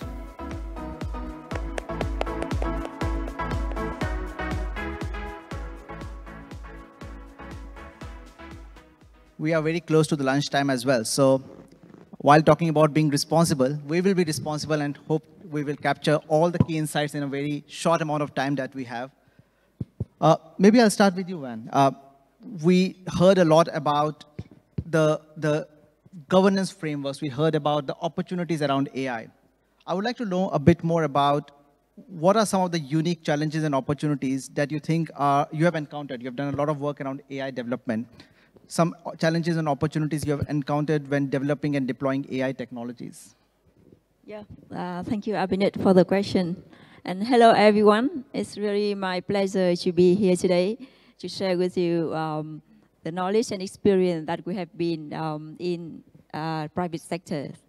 And yeah, my name is Ben, and as working in technology industry for about 20 years, I've seen the revelation of technology, especially AI, in the last few years. So every time now we talk about AI, generative AI, or responsible AI, yeah, from my viewpoint, I believe that we see very clearly the opportunity that AI can bring to our life, to social. So I mean, we can see around it many things. So maybe I can talk more about the opportunities in retail, where Savicom support a lot of the customer in retail. So I believe that each of you here can see when we do like online shopping, our personal data can be collected. So AI can help analyze the data and give us a lot of recommendation. Yeah, so it helps business to increase sales a lot, and it helps the user behaviors much better as well. So we feel that the shop understands that very well when we buy things. Yeah, but it can create a lot of challenges like the privacy of the personal data or the security, because all the AI solution must use data, must analyze data to give you the recommendation. So the AI solution might violate the rules of user privacy, and it can happen everywhere, especially in Asia. And also in Vietnam, I believe that many data can be collected very freely, very easily. It's not expensive at all, and because we don't have the rule, we don't have the detailed rule enough to educate the market of how the data can be used and how the data can be collected, or personal data can be protected as well. Yeah, and also I also see in the previous speech that one of the challenges that AI solution can request is it would require very big investment because of the data. AI solution always need the accurate data and the big enough amount of data to analyze. Otherwise, we cannot have the solution with the correct output. So it requires a lot of investment on that as well. And also in our industries, we can see that it's very hard to hire AI engineers or data engineers, even in the university in Vietnam.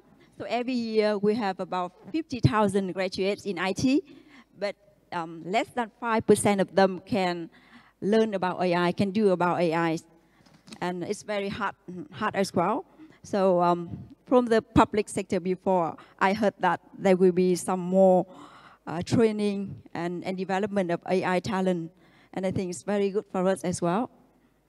Yeah, so from my viewpoint, I believe that there are many opportunities, and we're very excited for that. As the survey here can say, that we are very excited for the opportunities that AI solution can bring.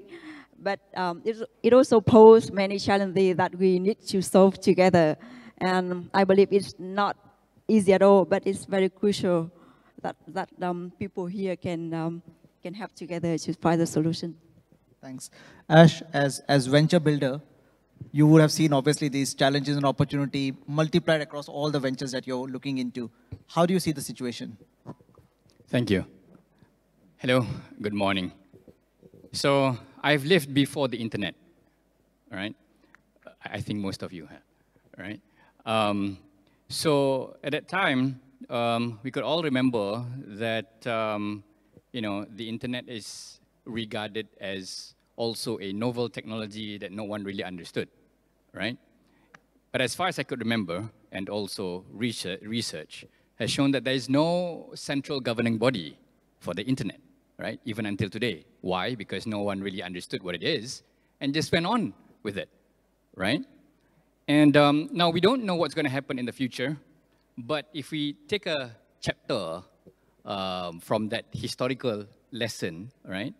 I think we should strike that balance between governing this new piece of technology. Now we are experiencing this awe-inspiring piece of technology, right? And the adoption rate, although, yes, we all know the numbers have shown that the adoption rate has gone from 0 to 100 million users in less than a year, right? But then again, from our experience, we know that the adoption, the awareness and adoption among businesses or even startups is still relatively low. So there's a study or a survey that was conducted by GoDaddy, and it has showed that 40% of small businesses in the US are still skeptical. in adopting and implementing AI and also AI tools in their day-to-day business operations, right? So until and unless we could spread the awareness of positive usage of AI and how it could generate value for businesses, I think we still have a long way to go, right? So that's one. Number two is, of course, data privacy and also security. And we all know that TikTok is facing a potential ban by US because there are concerns that the data of all 170 million US users might be shared to the Chinese government.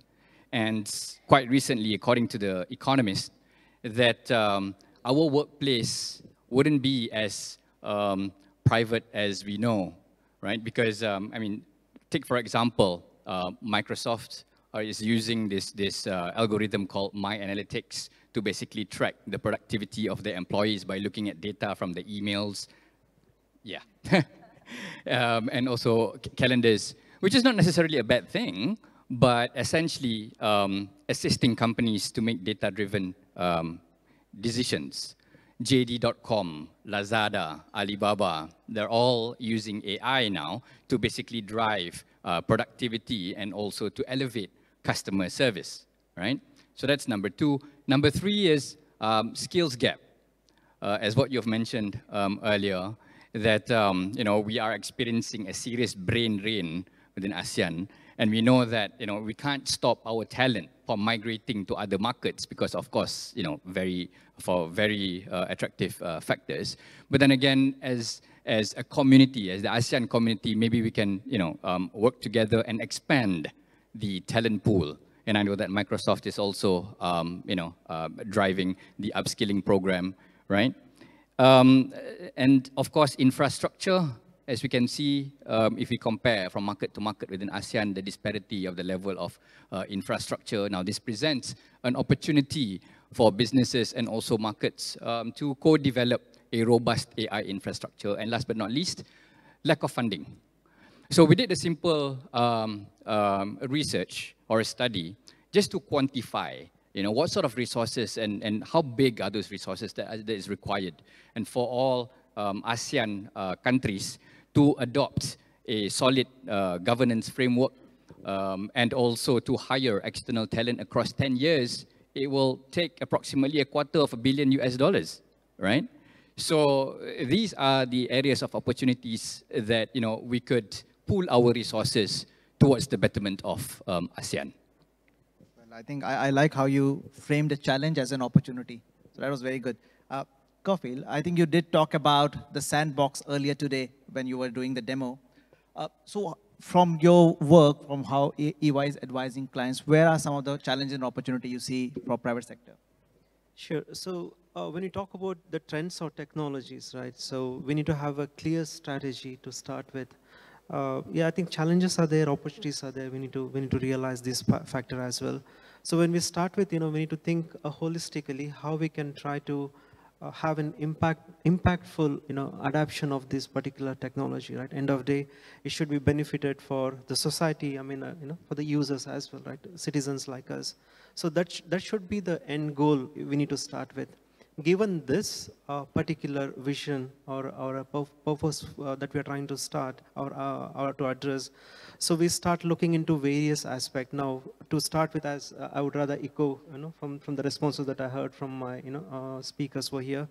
We have issues from the people side, right? Processes side, structure, the governance, and of course from the technology side of it. Soft skills are easy to address. However, when it comes to regulatory compliance, the governance pieces, that's where the hindrances come in, and there is a strong, you know, need or essence to have public-private partnership, not only within the country but across the borders, for that matter. So this is what we are trying to focus on. Now, given this context, if I need to put this into the National AI Regulatory Sandbox that we are trying to bring in Indonesia under the leadership of ComInfo, assisted by Microsoft. It's a collaborative, you know, initiative. So we are trying to weave things very clear, right? You know, the challenges that we are looking is, yeah, obviously from the there are certain laws, for example, that needs to be refreshed or enhanced to meet the requirements, like how we can try to safeguard it, right? And what are kind of like, safeguards that we are trying to put in, right? So those kind of things, specifically from, DPP for that matter, data privacy and protection, PI data is there, and how we can ensure that the data which is residing in these landscapes is secure. At the same time, AI should be able to leverage it and then bring value out of it, right? So that's the whole idea. And second important aspect is, again, to touch base on the regulatory and compliance. So the data would be fluid. It's not necessary. It would be staying in-house in Indonesia or in ASEAN. So sometimes the data might go outside the boundaries. So we need to have clarity as what are the regulatory aspects that would impact, right? So for example, the data that moves out from here to Singapore or, even Hong Kong, for example, or across the border like US or Europe. So we need to bring in these kind of aspects. Now, besides this, we have also seen issues related to, the upskilling of it, right? As rightly mentioned, which can be addressed by, motivating the education sector and also within the corporates, to enhance the capabilities. So these are the challenges that we are trying to, fulfill. Putting all together, we need to figure out what are the best use cases that can help the governments or SOEs or businesses or entrepreneurs to try it out and get that confidence, because Sandbox ultimately is an innovative platform or an environment where we all can come together, leverage the capabilities, and have some impactful outcome. I hope that addresses your question. Yeah, I think it's always important to build trust not only between the users and the innovators, but also to ensure that whoever is innovating, the regulations don't, if the regulations change, they are able to be in a protected environment, that they don't change so drastically for them not to survive. Right. Andrew, coming to you, Sure. Same question. We heard the viewpoint from different stakeholders. How does Microsoft look at it? Yeah, sure. Thanks for the question. And I think for context, I think we've all spent quite a lot of time sort of thinking about, why AI. And I don't know that we've all necessarily spent a lot of time thinking about, well, how do we sort of embrace AI technology? So I think it sort of requires a bit of a pivot in the way in which we're thinking about this. But I think the first thing to point out on the challenge side is the newness of the technology and the complexity of the technology. And I think, inherently when something's complex, we sort of want to take a step back, and we're very concerned about it. So it does require sort of new skill sets and therefore new approaches. I think the second thing that we're certainly observing in the conversations that I'm having with governments all around the world, and particularly in Europe, is an uncertainty as to how to procure the technology. And once again, that requires conversations. I guess the point that I would make there is that let's try and apply the learnings that we used when we first started to have conversations around cloud computing, which once again was a pretty complex sort of concept, but we got through that. So let's apply the learnings from cloud. I think the third sort of challenge or sort of area or topic of concern that we're hearing about, of course, loud and clearly, is to do with privacy. And so I think it's really important that we then engage in a very frank conversation, explanation as to how you can embrace AI and comply with your privacy obligations. And I think we'll touch on that a little bit later. But as far as the opportunities, what we're observing is certainly governments are using this AI moment as an opportunity to refresh many of their procurement policies. I think, as we're aware, a lot of procurement policies were drafted well before cloud, and often in the context of sort of capital expenditure, building bridges, roads and tunnels and all the rest of it. And often they are not naturally sort of consistent or enable sort of the easy procurement of the technology. I think the other thing, as far as an opportunity, is often we come to the conversation with concerns around privacy and security and compliance and cybersecurity and all the rest of it. But what we're finding is that the actual technology itself is solving a lot of the problems and concerns around privacy and security and compliance. So it's sort of that virtuous cycle of sort of the challenge actually becomes the opportunity itself. But I think lastly, and it's why Microsoft is here today, I think, the opportunity is also to collaborate with the AI vendor community. We know the technology better than anyone, therefore we have an absolute obligation and responsibility to explain the technology and to work with our customer community to understand what they want, need and expect from us, so we can, collectively and collaboratively embrace the technology in a compliant way. Thanks, Andrew. And while I have you, maybe I'll ask you the next question. I'll start with you maybe this time. How do you see the collaboration between private sector as well as the government sector when it comes to AI deployment, right? How do they balance the need for regulations as well as, the innovation on the other side? Yeah, look, it's a great question, and I think once upon a time, technology companies or the private sector would have shied away from regulation. But I think lessons that we've learned is that we need appropriate regulation and policy for a number of reasons. And I think we sort of can draw inspiration from privacy laws, and I think the great thing about privacy regulation is it's very principles-based. It's not too prescriptive, so when technology changes, people can continue to embrace that technology and comply with their privacy laws. And I think we would sort of make the same point as it relates to AI. Working with governments around the world as we are, and many other sort of AI sort of industry players are, to work to ensure that there are appropriate guardrails in place. I think the great thing about sort of having appropriate regulation is people can look to it and understand very clearly, what do they need to do to comply with the regulation and the policy. And I think over the last sort of 12 to 18 months, AI regulation policy's been in a pretty nascent state, and so there is sort of concern or confusion as to how can we use this and comply. And we celebrate the work that the ASEAN community has done in relation to sort of putting in place or publishing the guidelines. But appropriate policy which doesn't stifle innovation but rather fosters innovation is so incredibly important.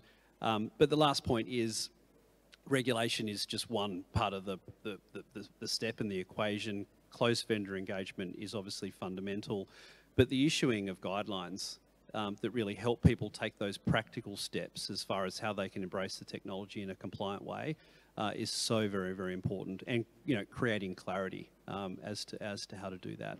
So, thank you. Kafil, in your previous response, you did talk about collaboration. So, how would you see the key strategies of fostering this collaboration between private sector and government?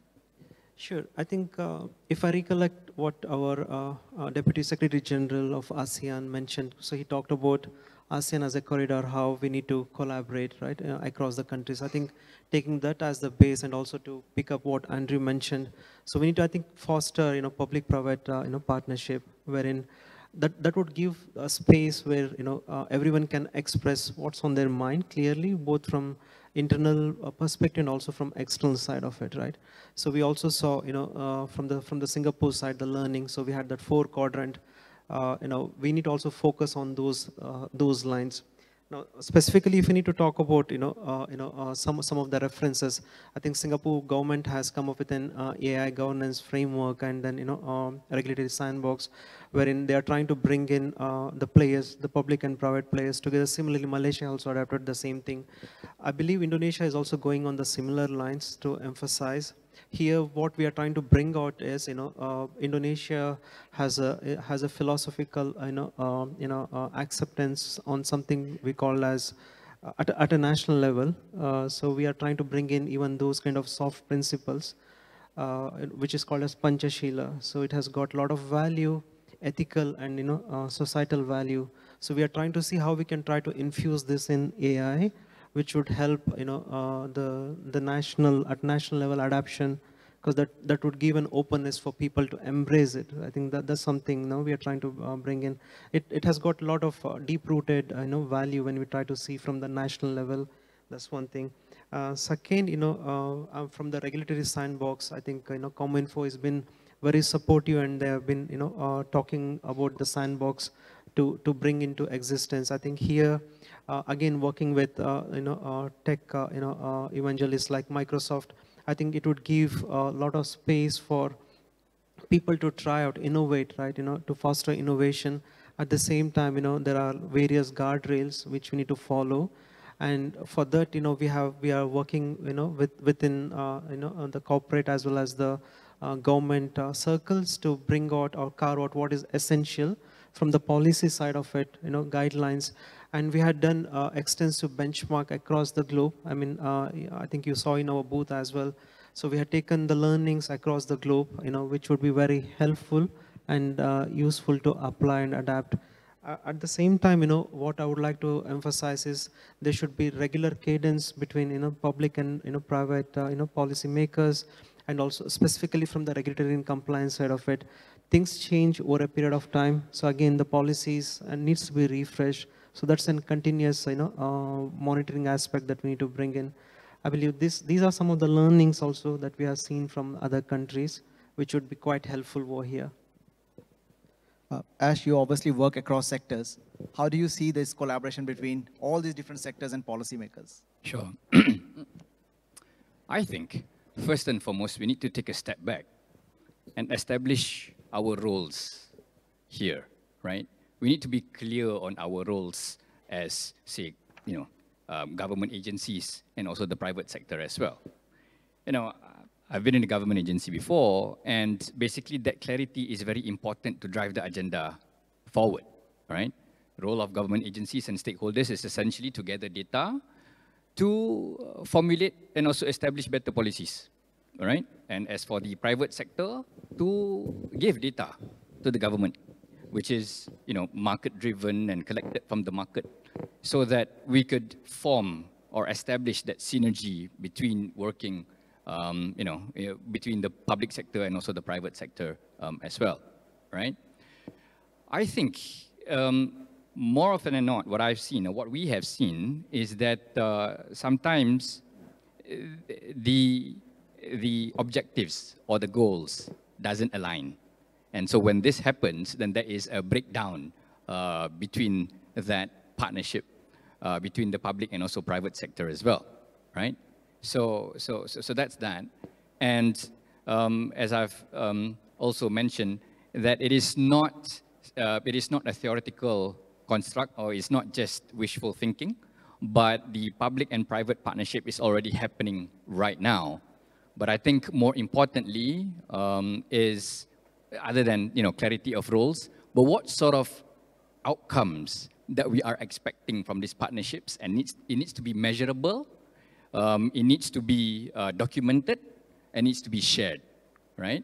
And of course, because a lot of things, we don't know what we don't know yet. I mean, a lot of things that is still in the unknown, right?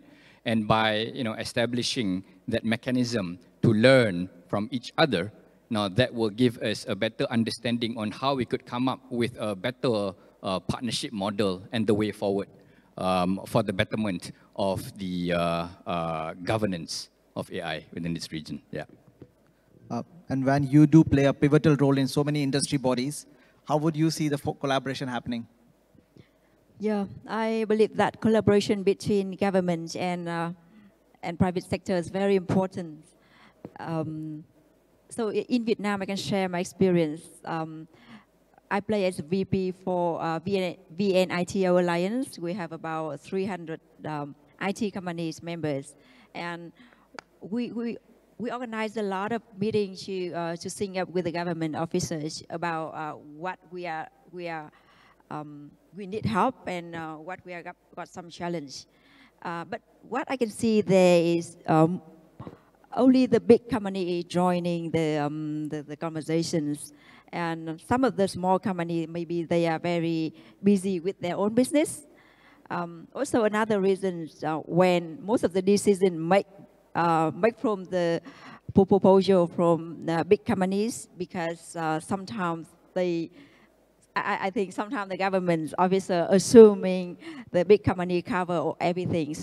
And but I believe that we really need something to facilitate that small business or startup raise more of your voice when the decision from government we make, and also being more transparent on the process of solving the problem that private sector propose. And Yeah, and also I feel that the events like the dialogue today that we have is very important, that we gather different view of people from AI expert, government officer, industry representative here. So maybe, and also from different countries in ASEAN as well. So maybe if we can have more regular of these events or dialogue to share more idea. And I really love Ahmad's comment here that we all knew about this AI, and AI can develop furthermore, and so we need to be more open to learn more about how AI can bring the different impact for us as well. So maybe we can have be more open and transparent of the process, how we can collaborate together. Thanks, Van. I think this brings the point what the previous panel was also talking about, diversity of people who are involved in the policy making, right? And it's not just about different demographics, but also SMEs, for example, should be a key player there. The previous panel did one rapid fire, we'll do two in the interest of time. Okay. And Kafil, I'll start with you this time. Could you share maybe one case study from either private sector or public sector that exemplifies successful and responsible AI application? Yeah, I think if you talk about public sector, I would rather go for Singapore Smart Nation and also Estonia from the public sector. And Malaysia is one such references also. And if you talk about private, there is a laundry list, right? If you talk about sectors wise, if I pick up financial sector, for example, we had JP Morgan, as well as HSBC, who are doing a lot of initiatives on AI, specifically on customer engagement, and then also on loan processing. So at least there is an inclusivity coming in. Now on the telco side, even in Indonesia, we have Telkomsel, who has done a good customer engagement. They built the capability using chatbot. You also saw e-fishery from agriculture, and then on the side of it. So I think there are a lot of things that are happening. The largest conglomerates are hopping on it, and we have been very vocal, and we are supporting these kind of initiatives. Andrew? Yeah, I mean, as a proud Australian, I'll use an Australian example. The Australian government has done what I think is a fantastic pilot of some of our co-pilot products across a number of departments where they've identified, a number of people within each department to play with the technology. And then at the end of the pilot period, which I think is sort of happening in the next sort of 4 weeks or so, those users across the departments will provide their feedback. What I love about it is it's not just providing feedback to the Digital Transformation Agency, which is the key government decision maker in relation to IT spend in Australia, on their experience with the product, but how the product was rolled out for their use. So then the government can then refine the way in which the AI products are rolled out to the public sector, because I think one of the great benefits of AI is the natural language interface. So it's meant to be much easier to use, but as we know, the demographic of civil servants, can be, from 18-year-olds through to, people, in their 60s and their 70s. So they each come to the technology sort of situation with different experiences. And so, yeah, what I love is that they're not just playing with the technology to determine how valid and fit for purpose it is, but how to roll out the technology so it's best able to be embraced by the users. Great example. Van? Yeah, maybe I would like to share one of the case study in Vietnam. So in Vietnam, we have VinFast. I'm not sure if you heard about VinFast, a member company of Vingroup, and Vingroup is the biggest company in Vietnam. And they also opened VinAI to do a lot of research. So they develop AI solution to help improve the safety of the vehicle that they produce, the car. And also they detect some error in the manufacturing process, so they can make sure the production is continuously. And they said that it improved about more than 15% of the performance of the productions. And they also do a lot of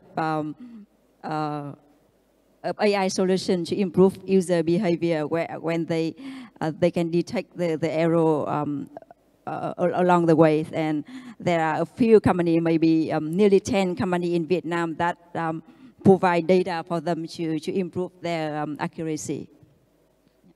Finally, Ash. Oh, there's so many. Well, back at home, we have Petronas, our state-owned oil and gas company, which has recently, or not so recently, established a data center of excellence. But more importantly, they are working closely with policymakers to ensure compliance, and also how do they can share the key learnings, right, to be adopted by the government to drive operational efficiencies and so on and so forth.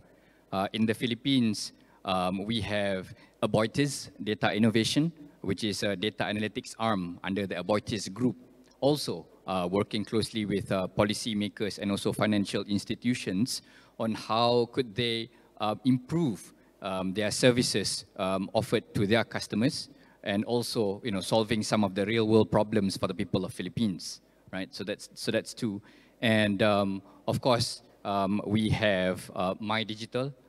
Fabian is so he is driving that conversation and also that formation and establishment of the paper that would be the guide on how we collaborate between the private and also the public sector as well. So I think we're moving towards that right direction. Yeah, I think what's interesting is a lot of examples we talked about are sectors which are heavily regulated: finance, healthcare, and so the automotive, and some of these are examples where responsible use of AI would be very, very critical given the heavy level of regulation. Coming to the final point, and Ash, I'll start with you this time. Given we have so many different diverse audience in the room, what would be the one practical advice you want to give them to take home to develop responsible AI?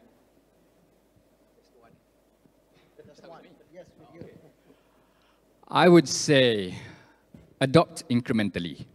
Because as I've mentioned earlier, that there's a lot of things that we still don't know, right? It's a huge horizon and it's still a black box to many. So I think we need to adopt sort of like an agile mindset or an agile methodology on how do we adopt AI, right? So if we borrow from Eric Ries's Lean Startup Methodology playbook, maybe we can start off with his methodology of building, measuring, and learning, and basically just go through the same cycle, and hopefully we can share our key learnings and also suggestions for improvements that would drive innovation in the long run. One? Yeah. For me, my suggestion would be like when you're adopting new solution, new AI solution, I think please think much, like put more priority on the ethical consideration and be honest. Yeah, because responsible AI is very important to our community. Even they can bring many opportunities, but we have to deal with challenges as well. Andrew? Yeah, sure. And I think this comment's particularly relevant for the public sector, but our observation is governments that are doing it well come up with their AI strategy first, then they publish their policy. If they publish their AI policy first, then it becomes their strategy, which is not necessarily the right way to do things. So AI strategy, publish your policy, and then issue really clear sort of guidelines as to how the organisations and the institutions within government can practically roll out the technology. And then I'll just take the liberty of throwing in another one, and this is especially the case for the private sector. Let's draw inspiration from how the private sector has embraced AI technology. They've done it incredibly agilely, and they've done it in a very flexible way without compromising on risk. So there's definitely some inspiration to be drawn. And finally, Kafil. Sure, thanks. So I would rather say it's better if we can adapt a human-centric approach, considering, you know, what is that AI is going to solve, and the purpose should be very clear. And as he said, I would rather also agree upon start small and incrementally take it up. At the same time, going back to what Andrew mentioned, you need to have regular checkpoints with ethical community, for example, policy makers, so that is the right governance within and outside the boundaries of your executions are maintained well. Thanks, Kafil, and thanks to all of you. As we heard, what makes AI responsible, especially in private sector, it has to be collaborative, it has to be inclusive, it has to be adaptive and forward-looking, And also, obviously, it has to be transparent and ethical as much as possible. So with that, I would like to thank all of you for your great points. And thanks very much. Thank you. Thank you. Thank you very much for the second panel discussion. Please come forward, ladies and gentlemen, for a quick photo op. It was very informative indeed. And I think we all need an opportunity to recenter and reabsorb everything that we have learned today. So ladies and gentlemen, please give a round of applause one more time for our second panel discussion today, that is the private sector perspective on how to deploy AI or the usage of AI ethically and responsibly here in ASEAN.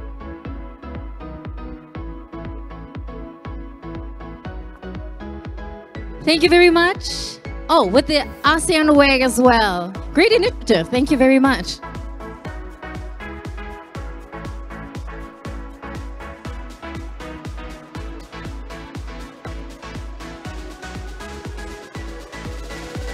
The arms entangle sometimes.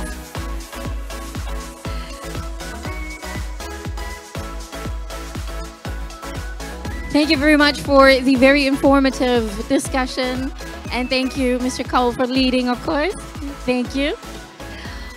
Well, ladies and gentlemen, we absorbed a lot of information, points, and ideas for future conversations about AI. And therefore, I think it is very important for us to wrap up everything together so we can have a little bit of a summarize and a much more confident idea of what we're getting from all of the panels of discussions today. And therefore, I would also like to welcome Mr. Sivaram Subramanyan, the head of Digital Economy Division at the ASEAN Secretariat, to close today's session, of course, with a summary wrap-up of everything that we have learned together. A very good morning. I think we are 10 minutes away from afternoon, right? So I know that I'm standing in between you and lunch, so let me just be very precise and accurate and make it short as much as possible. So let me start by greeting His Excellency Naranja, Deputy Secretary General of ASEAN for Community and Corporate Affairs, Mr. Daisuke Nakayama, the Chief Manager of IRIA Digital Innovation and Sustainable Economy Center, Dr. Jasmine Begum, Regional Director, Government Affairs and Legal, Microsoft ASEAN. Not forgetting our ASEAN senior officials from the ASEAN Digital Senior Economic Ministers Meeting, which is called as ADG SOM. Of course, respective speakers, distinguished guests, participants, ladies and gentlemen. As we come to the close of the 11th ASEAN Economic Community Dialogue, I want to take a moment to reflect on the progress we have made and the path that lies ahead. But before that, I would like to extend my heartfelt gratitude to all the distinguished delegates, experts, and participants who have contributed their valuable insights and perspective over the course of this dialogue. Your active engagement and commitment in fostering the collaborative environment have been an instrumental in making this event a success. So today, we have delved deeply into critical aspects of AI governance and ethics, a subject that holds immense importance for our future to our region. The discussion we had highlight the necessity of a unified approach for AI, one that balances innovation with responsibility, the growth of ethical integrity. Our collective effort in drafting and refining the ASEAN Guide on AI governance ethics demonstrates our commitment to these principles. So throughout this morning, we had a lot of discussion, right? There are several areas that has been emphasized. Number one is the ethical AI development. I think one of the speakers spoke about how the issues of biasness, trustworthiness, discrimination, and how some companies such as the Amazon and Apple implement AI to address these issues of biasness. So ensuring AI systems are designed and implemented with fairness, accountability, transparency is at the core for ASEAN. Number two, I think we heard loud and clear on data privacy and security, mainly on cybersecurity.